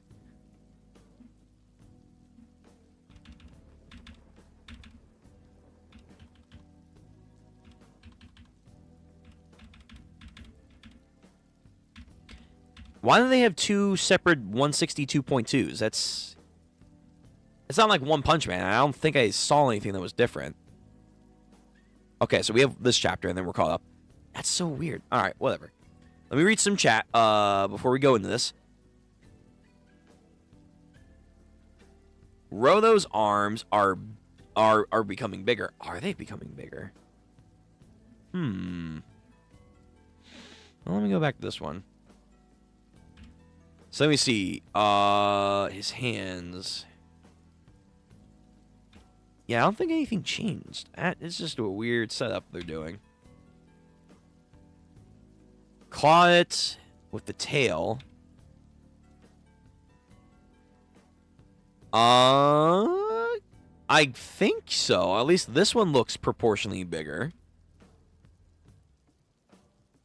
I can't really tell. Like, you see, okay, I guess right here, he kicks him. It feels like he's just trying to, like, manipulate the fabric instead of on his tail primarily. He's putting more of the fabric into his arm. Like, he's about to do a gum attack over here, like in Gear 3. I don't know if that's something to keep an eye out. Outside of, like, hey, I'm shifting from a tail to my hands. I'm throwing more hands. You're gonna feel these hands today, bud. That's what I'm getting from that. Because I do see that, yeah, his hands, when he's about to, like, stab Mimo, they are a lot more gnarled. But I think he is taking away... I think he's taking away from the tail. Yeah, because the tail was a lot bigger. The tail was a lot bigger, a lot more rigid. But then, like, when he lands down, does the kick, his tail, I think, does shrink a little bit. And it goes into his forearms. So he's using some of the material to go to his hands. Yeah, I'm pretty sure. Okay. Well, that's a cool detail. That's pretty cool. Okay, I don't think that's it. Okay, so... this is it. This is the chapter. We're here. At least on this site. I don't know if they're... let me actually see. Because I have... the Discord open.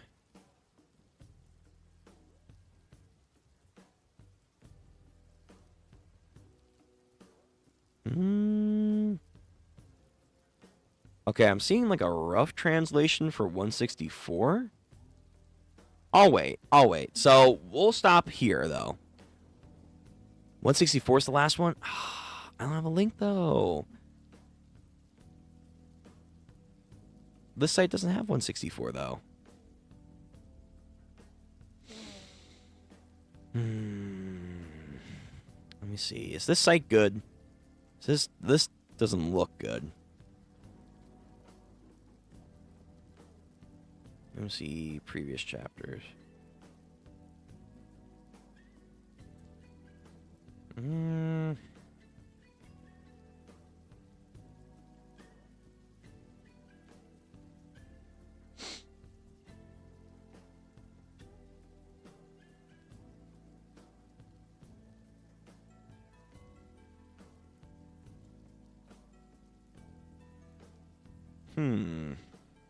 All right, I'll keep this up. I'll keep it up. All right, so we got 2 more chapters. All right, you guys are lucky. You guys are lucky. You're squeezing it out of me. We'll get to 164. Okay, so never mind. I thought we were almost done. No, we have 2 more chapters. Fuck. Okay, 163. The Sixth Sense. Literal, probably. So, meanwhile, this SmackDown's happening. Gauntless is in his chair, of course. And he hears something, this sound. They're getting closer. Really? How close are you?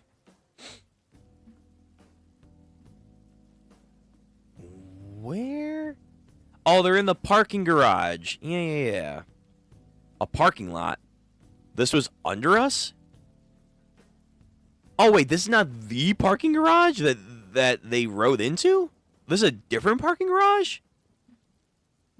With a bunch of cars, old-fashioned cars. Wait, do they have an underground parking garage from, like, the ancient, quote-unquote, ancient times, post-apocalyptic? You don't know when to quit, Mimo. Oh, let me switch up the music.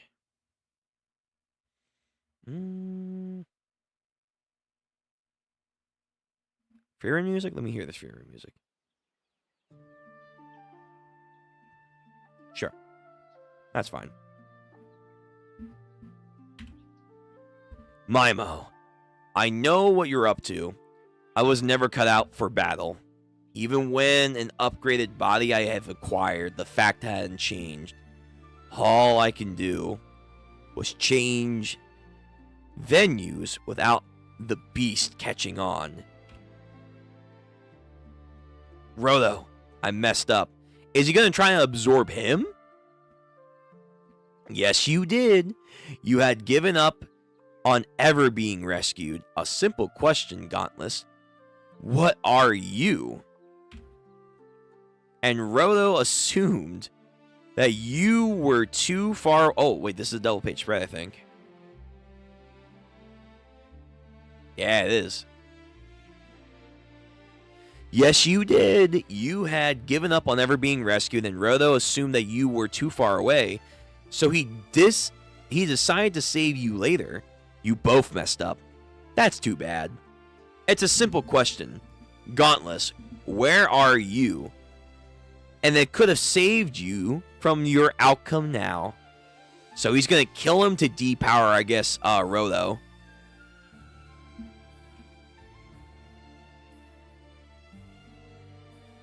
Right, okay, so he had the necklace. Yeah, I remember.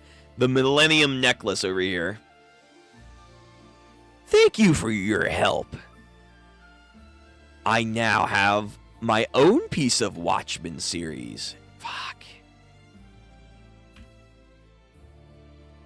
I want part of the Watchmen series. God damn it. Man, are we going to make this battle go on longer? Retreat is a valid strategy. I'll regroup and get ready again. It was all a ploy to get here. It was an act. What made you think I wouldn't put on an act? What made you think I wouldn't bring gauntlets with me everywhere I go? When something is so useful, it's more convenient to keep it on hand, Rolo. Rolo, kill Milo before he can use that Watchman series. Kill me with him if you have to. Oh no. This is your first in-person meeting. You have to treasure the moments.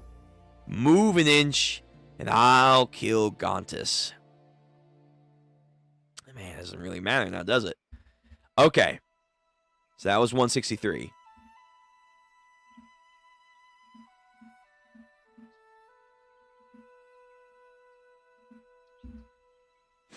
Alright. So now we're going to use this site. Because the other site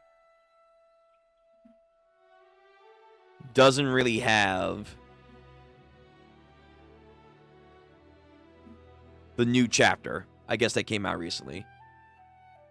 So right now we're using this. This is what we have. I think it looks like it's going to be the same translation. Quality, I think, is okay. But it doesn't really matter. So, this is for real. The final catch-up. And then we're here. Then we are finally caught up to Gachiakuta. And then we're doing what we said. We're going to probably do One Punch Man next week. And then get everything ready for a poll to see what you guys want to do for the next story.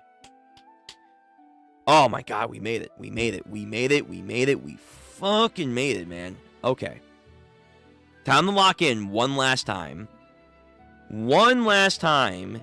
And then we are a go. For weekly, or I guess however and whenever these come out. Because I hear that they have hiatuses and stuff. Whatever.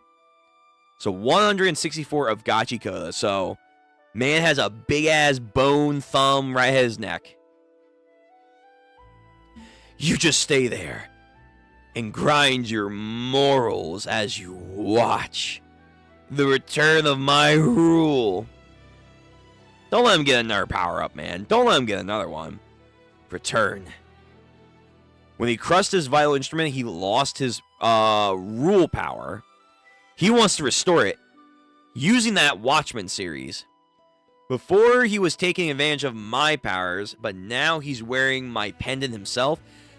He'll exponentially be more powerful. But there's no guarantee that Mimo can handle the Watchman series. We can still stop him here. If a sane person tries to use part of the Watchman series, they go crazy. Dude, he's beyond insane. Do you understand the difference between a piece of the Watchman series and a ordinary vital instrument? One, as you know, it is an enormous amount of accumulated energy. And another is that anyone can have it. So unlike the specific Watchmans or the specific treasures, like the paintbrush in Canvas Town, Watchman can be used by anyone. Basically, I could jack your shit. And now he's got a fucking cannon? Oh my god. That's right. If you remove the risk of a mental pollution, a piece of Watchman series can be handled by anyone. As whether or not the risk applies to me, to borrow a phrase from Zelda, those who suffer mental pollution from contact with the Watchman series are those who have everything they needed as a human being. So, what is it that one needs as a human being, eh? Is it desires? Is it the expand in multiple directions? Humans possess a multitude of drawers for their desires. Life consists of gradually filling those drawers. As one fills them, the drawers increase their numbers. Thus, reputation is what makes one a human being. I mean, that's your interpretation. But humans can use the Watchman series without irregularities are different. To compensate for a grave loss experienced in our past, they obsess over a single desire. Some are obsessed with being loved. Some are obsessed with taking down the sphere. Some are obsessed with protecting their loved ones. And some are obsessed with revenge. So the Watchmen series is about being obsessed by something. But then again, Gauntlet said if you're too obsessed, you're going to lose yourself. But then, to use the Watchmen, you can't already have a mental fortitude. You gotta have to be crazy, so... It's the perfect item to find those that are already, like, a flight risk. It's kind of what it is. 165 in 34 hours? No. No. We'll save that for Sunday. No.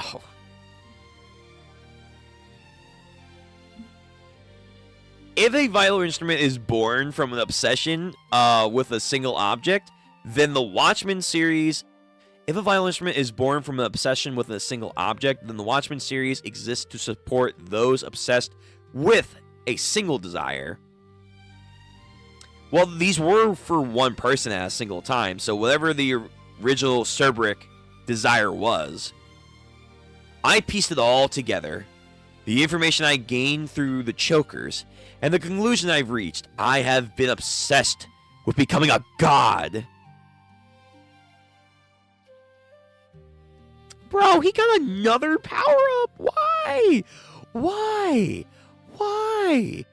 Are you kidding me? He's got another power-up?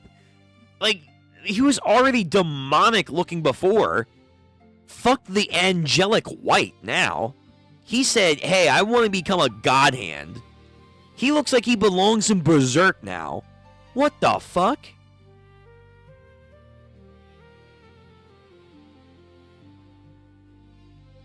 Alright, well, oh, Jesus. I mean, Rodo, unless you can go Mugetsu, like, this is your Dangai form, and then this is, like, Hell Butterfly Aizen. Can you show off, like, a Mugetsu? Is Amo nearby? Can Amo give her thing to Rodo? Alright, well, I don't know how we win this. I don't know how we win this. Ergo, I run no risk of mental pollution. I'm already cracked in the head. The Watchmen series have acknowledged my obsession. As of this moment, my desire, my dream is unstoppable. And... gloves, hands, necklace. There are 6. I will don every piece of the Watchmen series, and I will become a true god. Okay, so we actually have a confirmed number now. So the boots, the necklace, the gloves, the book, whatever the book does, the jacket, and then there's one more. There is one more unaccounted for instrument. What's up, Rico? We're almost done with the stream tonight, finishing up Gachiakuta. Hope you have a nice one. Again, if you're using me for background music, hi. Hope you have your headphones in and not in public. Otherwise, there are going to be a lot of confused heads. Only one remains... Oh, only one remain is unfound. If I can locate it, it will be easy to attain the rest of them. I have to kill him. Our only chance is to kill him right now. Now is the only... But first, I will take the liberty of testing my own power, Rolo Cerberus. I'm gonna fuck around and I'm gonna find out. Kill Gauntless. Oh, wow. He's being a sick fuck. He wants him to kill him. Huh? No. Seriously? His power is that... Wow, he can control him that much? How the fuck do we win? Wait. We have to win, right? We have to win. This is kind of crazy. Like, unless Gauntless is going to give him another fucking speech to power him up further, how the fuck do we win? Good night. Got night shift today, so working till 6 in the morning. I'm sorry to hear that, man. I hope you are muscling through. I hope if you do have me, like in the background, you have me on pods.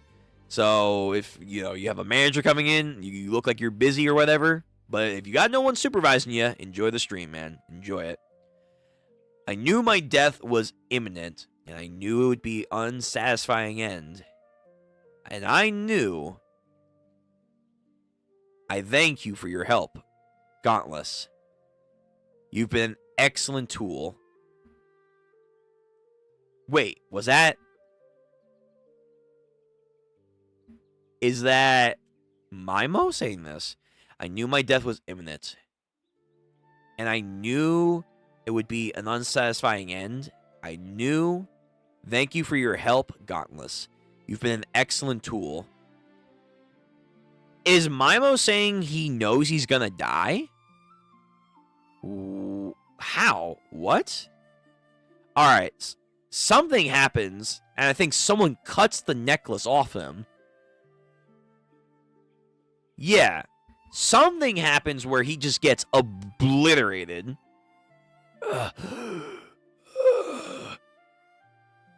What happened? Yo, Rhoda was really fucked right there. Who did that?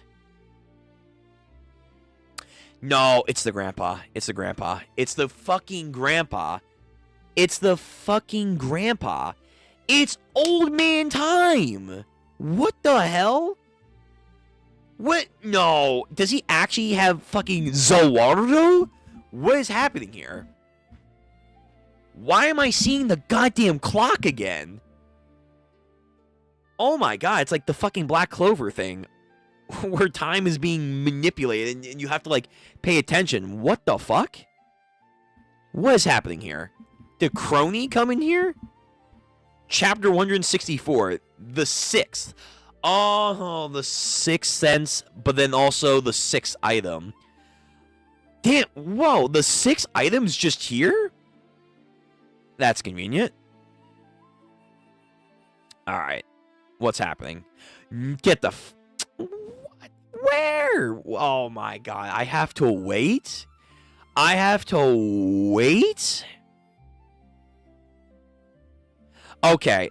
Because I remember, if I'm here now. Let me go through the arc. Yeah!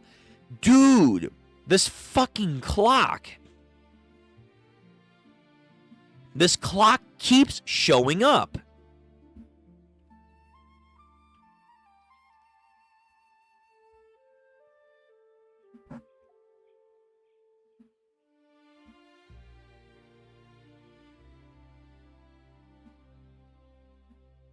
Is 39 the first time we see the clock? I swear to God, if it's like Black Clover again, where we have to, like, pay attention, like, oh, are we paying attention to the clocks, man? Is, like, is time doing some weird shit? Are they trying to be, like, creative with how they're showing time in this?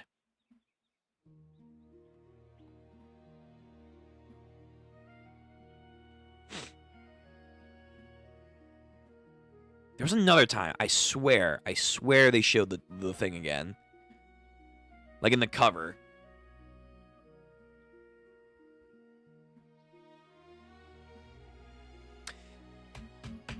Okay, so we have 139, 143.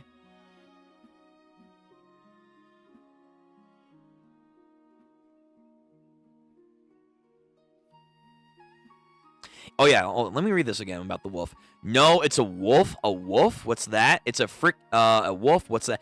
It's funny. He knows about God, but he doesn't know about what a wolf is. That's also interesting. A freaking awesome animal that is extinct now. I made that for the doll festival when I was 13, but the neighborhood bully messed it up. Now the lower jaw is gone forever. Interesting that the ground knows about certain animals, but the sphere may not know about them. But the sphere knows about what God is, and they don't know what a God is on the surface. Just a little thing right there. 146, 140, let's see, 147. No, it's not here.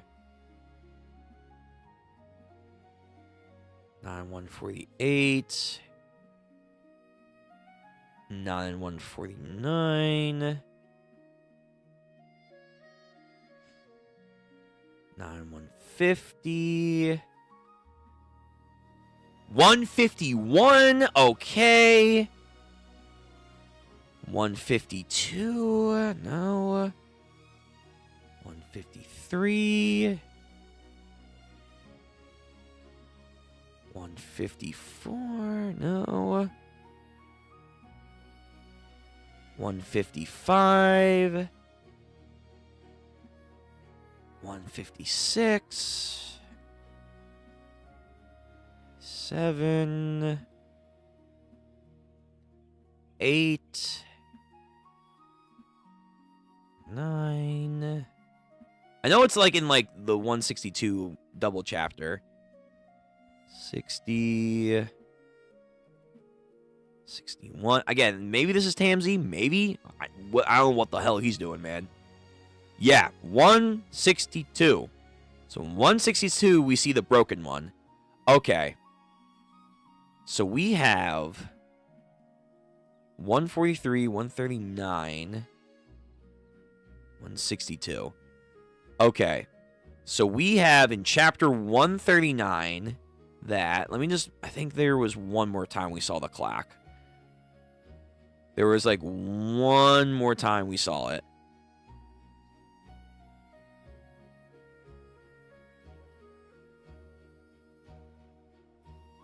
I can't believe I have to pay attention to a clock. Again. If I had a nickel for every time a manga made me pay attention to like a clock fucking faced, I have 2 nickels. Which isn't saying a lot, but it's crazy that it's happened 2 times now. In recent memory. 2 times. What is going... Okay. Alright, someone's doing some crazy shit. Someone's doing some time manipulation. Alright, so chapter 139. The clock is saying it is 6:05. Okay. And we see this person with the tattoos, or whatever this is, having a rough life. Having a very rough life. Then 4 chapters later, the clock... Okay, it's the same clock. I just want to make sure it's not like a different clock or it's like aging or whatever. The clock is now... The clock is now saying it is 8:30. So we jumped 1 hour, 2 hours, and then 5, 10, 15, 20, 25, 30.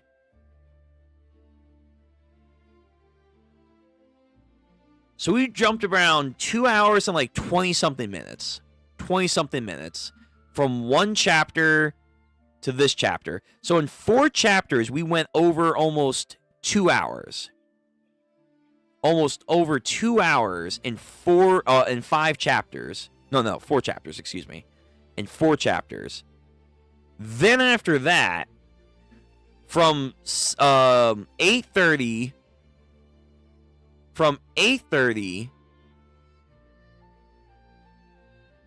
it's now 10:20. So again, another like 2-ish hours. And the chapter difference is now a lot bigger. So 143 to 151. So 4, 5, 6, 7, 8, 9, 10, 11. So 8 chapters. So from this chapter to this chapter, 8 chapters pass. But again, roughly amount of time is about the same. So we go from struggling orphanage, probably, like the streets, the fucking streets, terrible area, wherever this is, to a nice orphanage, looking place, but probably not. Probably some more fucked up shit probably is happening. And then we're here. We're here. So we go from 10:15 to now almost 4 o'clock. It's like 3, let's see, 10, 15, 20, 25, 30, 35, 40, 45, 50, 55. So yeah, like, it's now 3:55. So let's see, 1 hour, 2 hours, 3 hours, 4 hours.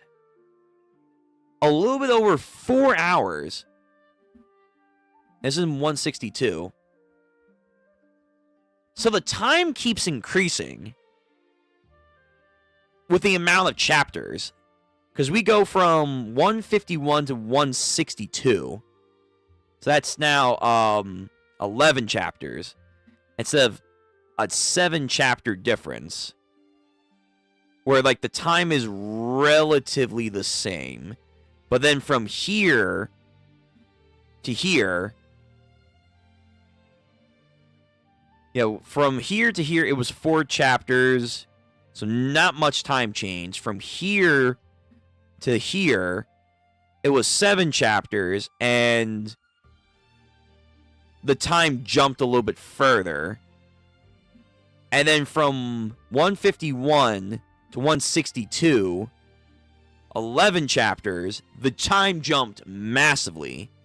But now the clock's, like, really broken. Now the clock's, like, actually fucking broken.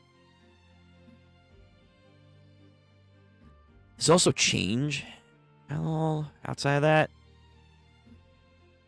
Not really. And now we're here, back to, like, 2 chapters, and it goes from almost 4 o'clock, 3:55, I think we said. Like, 3:55.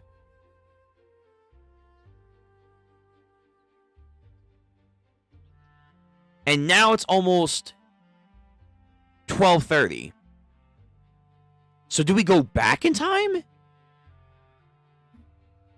I don't know, man. Okay, there's some weird shit going on. There's some Julius Chrono shit going on. There's some unironically Black Clover shit going on right now. Time is being manipulated. JoJo's shenanigans is happening. There's some JoJo's shenanigans happening right now. Some I think, potentially Killer Queen activity. But I'm not too sure.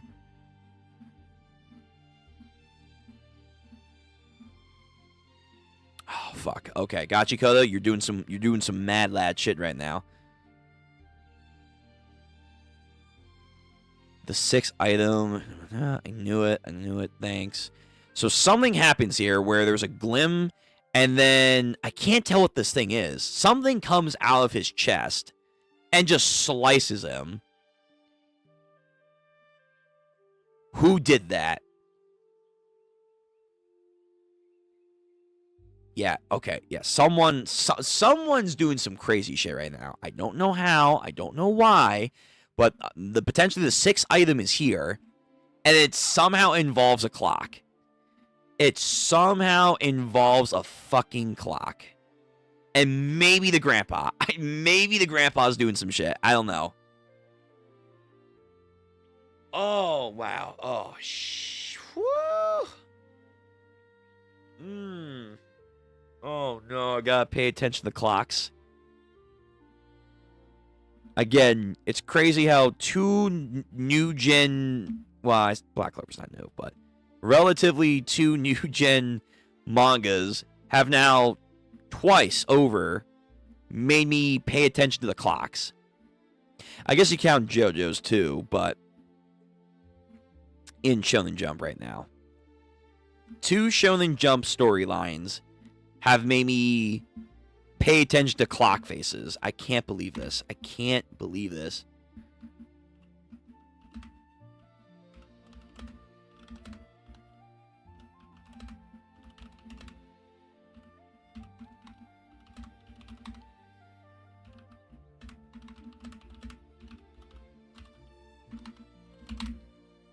bro. It's creative though. I'm gonna give Urana this. I was not paying attention. I was 110% not paying attention. I had no idea that the clock, it mattered. Like, I was thinking in the back of my mind, when I first saw these, I thought, like, okay, maybe this is Maimo's backstory that we're seeing, like, on why he believes he wants to be a god, because he sees human nature. He saw human nature as he grew up. And he realized it's all fucking pointless. Also, they have the tattoos too. I just realized this orphanage, or wherever the fuck this place is, they have the same tattoos as him, or whoever this person that we're following. Okay.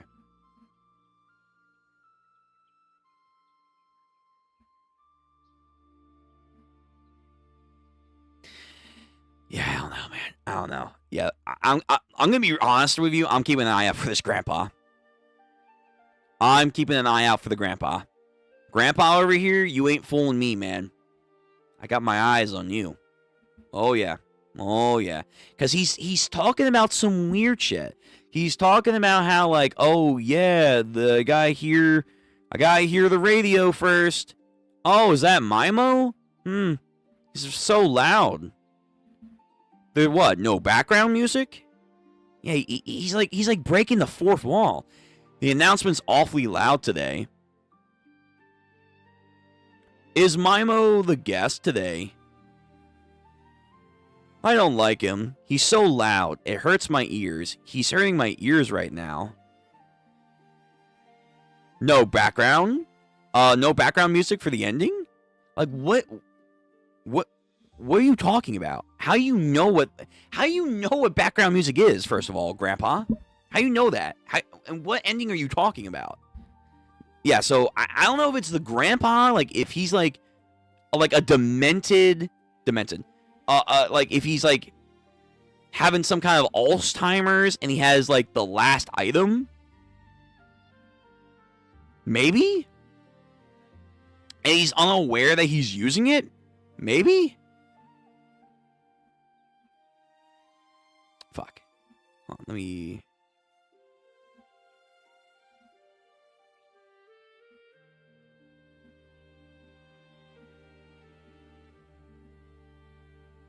Yeah, I don't know. All right, let me read chat, and then I guess we'll end the stream, because I gotta think about this. I gotta fucking think about this. This is crazy. It is fucking crazy. Gonsis first, then Maimo. Gonsis first, then Maimo. Okay, I think I know what you're talking about. It's Engine, probably. It's Engine, probably. You think Engine is the... You think Engine's the 6 user?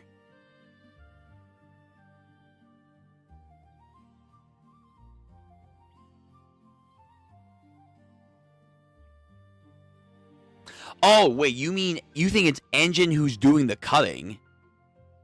I think is what you're trying to say. I think you're...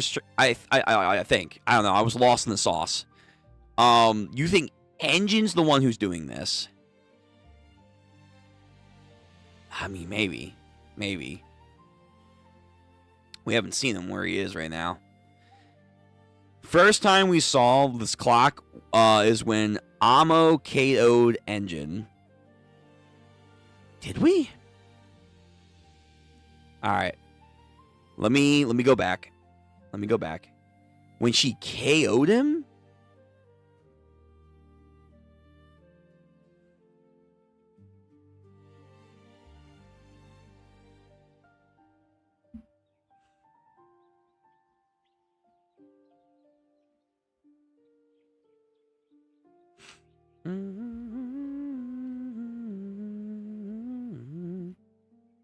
Yeah, she's like following Zonkin, which, again, she's a hired guard, apparently.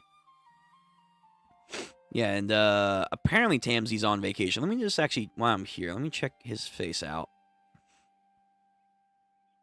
Let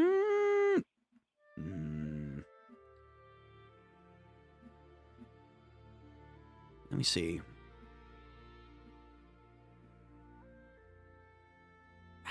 That might be Tamsy. That might be Tamsy. That's still crazy though. He's in fucking heaven. He's in the sphere.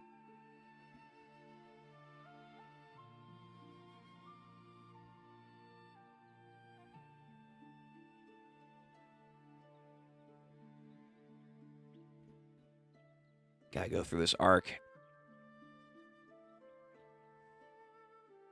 When Amo knocked out Engine, what chapter was that?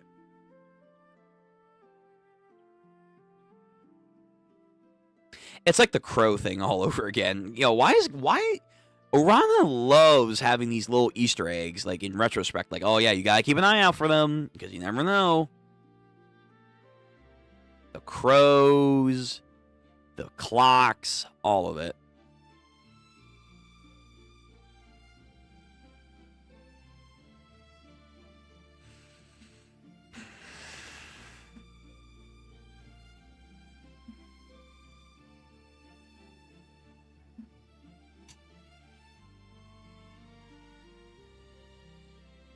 Yeah, the fucking bra. Dude, Urana loves.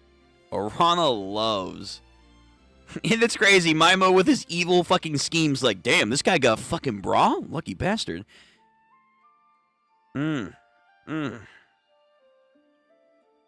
Like, Jesus. Anyway.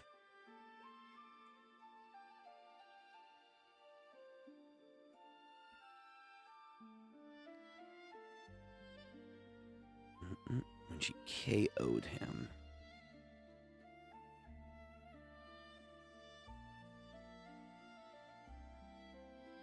I'm not seeing this clock.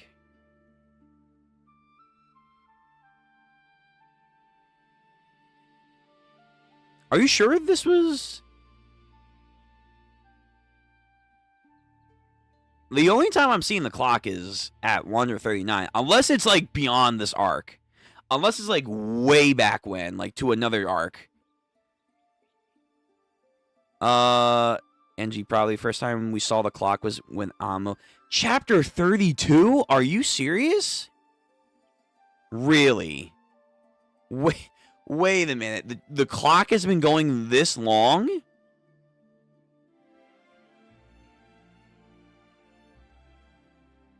Wait, are we counting these? Wait a minute. Wait a minute. We're counting these too? 1 hour earlier.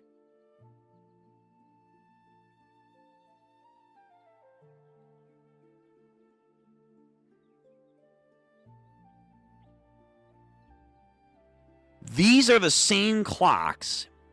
We're believing that these are the exact same clocks of what's going on here. I mean, again, if it's like the crows, I guess I get where you guys want to come from.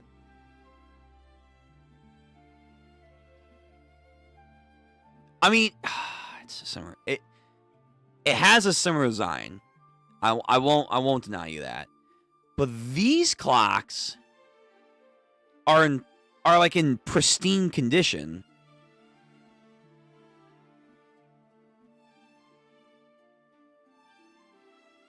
Yeah, these clocks are like in pristine condition. These ones aren't. I don't know. Okay. I don't know what this could mean then. Like, has someone been watching us this entire time? I mean, as we've seen now, I guess apparently everyone's watching everyone at a certain time. But like, was the 6 user just watching us at some point the entire time?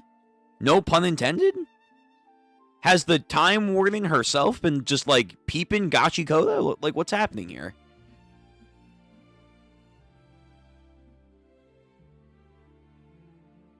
And they're all different time.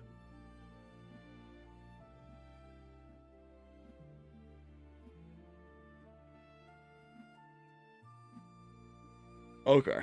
Yeah, I don't know. I'm gonna have to think on this one right now, because yeah, I genuinely don't know what the fuck's happening here. Grandpa looks like the person from 151. Okay, I gotta go. All right, we're gonna go check out 151. Let's see what's going on here. 151. Oh, you think this guy? The main dude? Yeah, maybe. I can see that. Just want to double check. There's like no one else in this chapter. Yeah, this is when he becomes a fucking metamorphosized angel. He could be. He could be. Yeah, okay. Maybe he has regrets or whatever. I think the 6 is clock, and engine has it. Oh my god. Engine has the 6 item?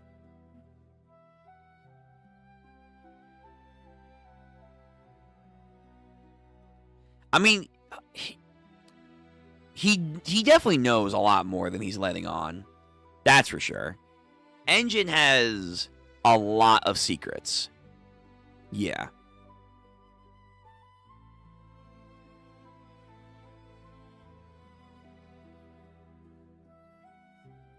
And he, for whatever reason, was at the perfect time to find Ro, though. He was in the right place at the right time. And him and the boss and Samui have something going on right now.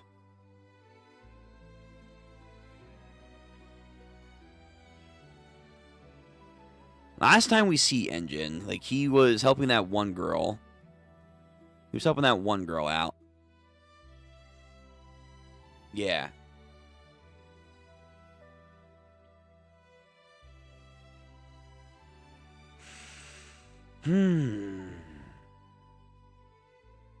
We think Engine is the 6th user. I won't say that's not possible. I think it is. I think it is the clock, and Engine has it. He has a emitting small in his bag, which he hesitates to use during the Trash Beast arc. He returns to a parking lot in the start of the chapter of 163. Interesting. Okay. You might be right about that bag thing. I honestly don't remember. Mimo is pierced with something like an umbrella tipped, plus a ticking sound. Also, there are a theory that each Watchmen series are a correspondence to the 5 senses. And Engine is offered reliance on haunches, which is the 6th sense. Senescence, a sense of time. Sure. Interesting. So you have... I mean, that would make sense. So... Let me see. Where's the image? So, the 6 items. You have a sense of touch. A sense of smell. I guess a sense of sight would be the necklace, because you're gaining insight to another person. No, I guess because the book is helping him change Tamsi's appearance, so this would be sight.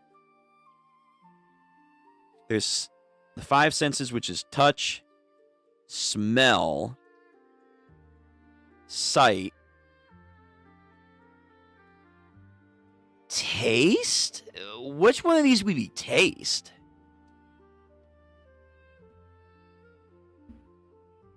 Because I feel like this, I guess, would be sound, because you can say you're hearing another person, transferring that energy.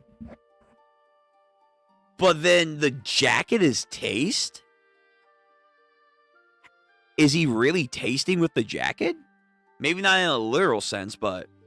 Huh. Okay.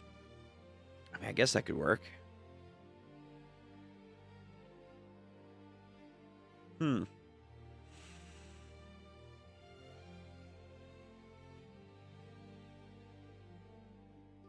Okay.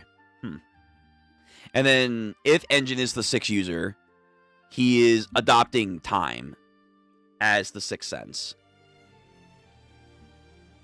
Zolda is taste. He's eating something every time. Every time? Let me see.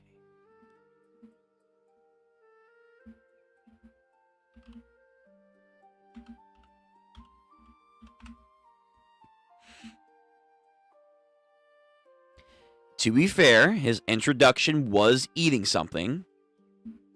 Okay. Alright. Okay.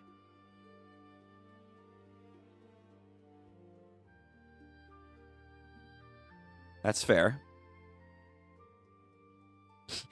Introduced by eating a cockroach. Yeah.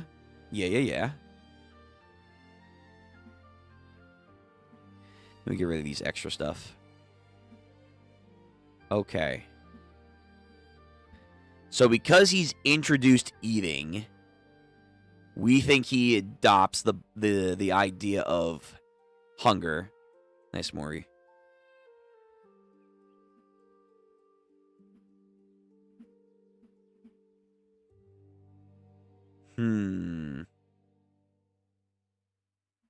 Okay.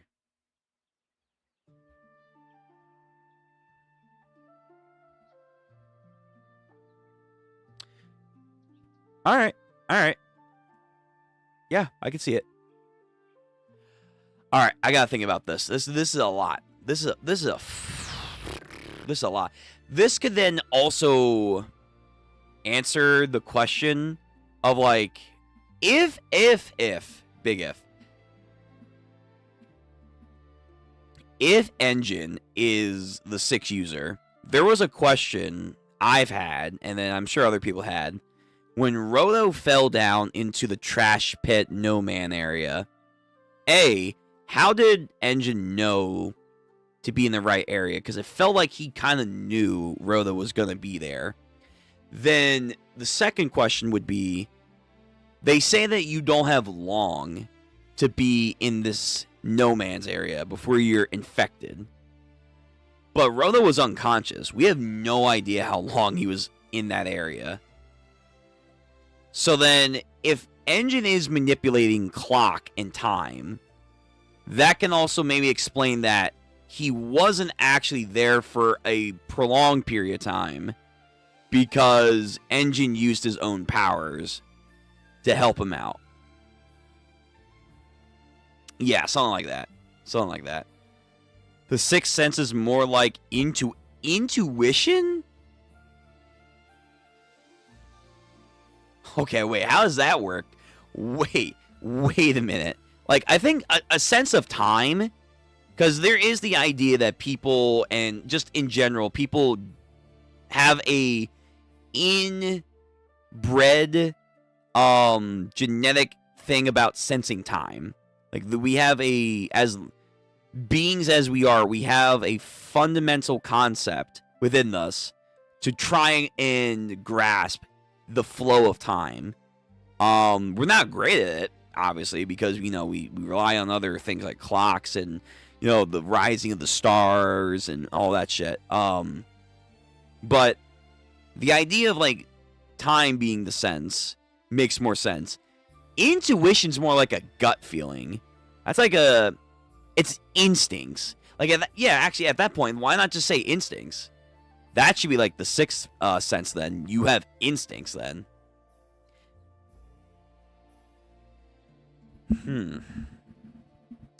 Yeah, okay. I mean, first of all, we caught up, which is great. Interesting catch up with the furry power demonic shit going on right now. Honestly, this has been a trip of a battle. This has been a crazy trip. But I kind of like it. But whoever is saving Roto's ass right now, oh man, they're coming in clutch. They are coming in clutch. If it is Engine and he does have the power of time or some kind of like spatial assistance here, we're gonna delve into this shit. I don't know why, man. I don't know why. My gut instinct right now is telling me I have to keep an eye on the grandpa. I need to keep an eye on the grandpa. Grandpa right now is looking sus. Grandpa is looking sus right now. I have to keep an eye on him. Yeah. Mobby, you're good. You're good. But okay. I do have to go, though. Because I'm tired. But also, we had a nice, long, deep dive into fucking clocks and theories. And I'm going to have to settle on this. So, next time we do Gachiakuta will be Sunday. Next Sunday. Single chapter. We are fully caught up to the series. Now allows us to do other stuff. Like One Punch Man and the other series that we will have a poll for. Glad you enjoyed it. One of my favorite ongoing stories right now. It's up there. It's up there. Again, I think I'm going to go Ichi the Witch. Depending on how it continues, I want to say Danadon, but I'll say Danadon and Gachiakuta are tied. And I don't know why people dunk on it, but I'll find out eventually. Kaiju number 8. I like Kaiju number 8. I think it's good. I think it's fun. But apparently, I guess it gets shit. So, yeah. But no, this was definitely worth the read. This was definitely worth the time and commitment to put into this. It has its moments where they're not... Like, you can tell certain things for Gachiakuta is not great, but overall, the story is for sure a fun time.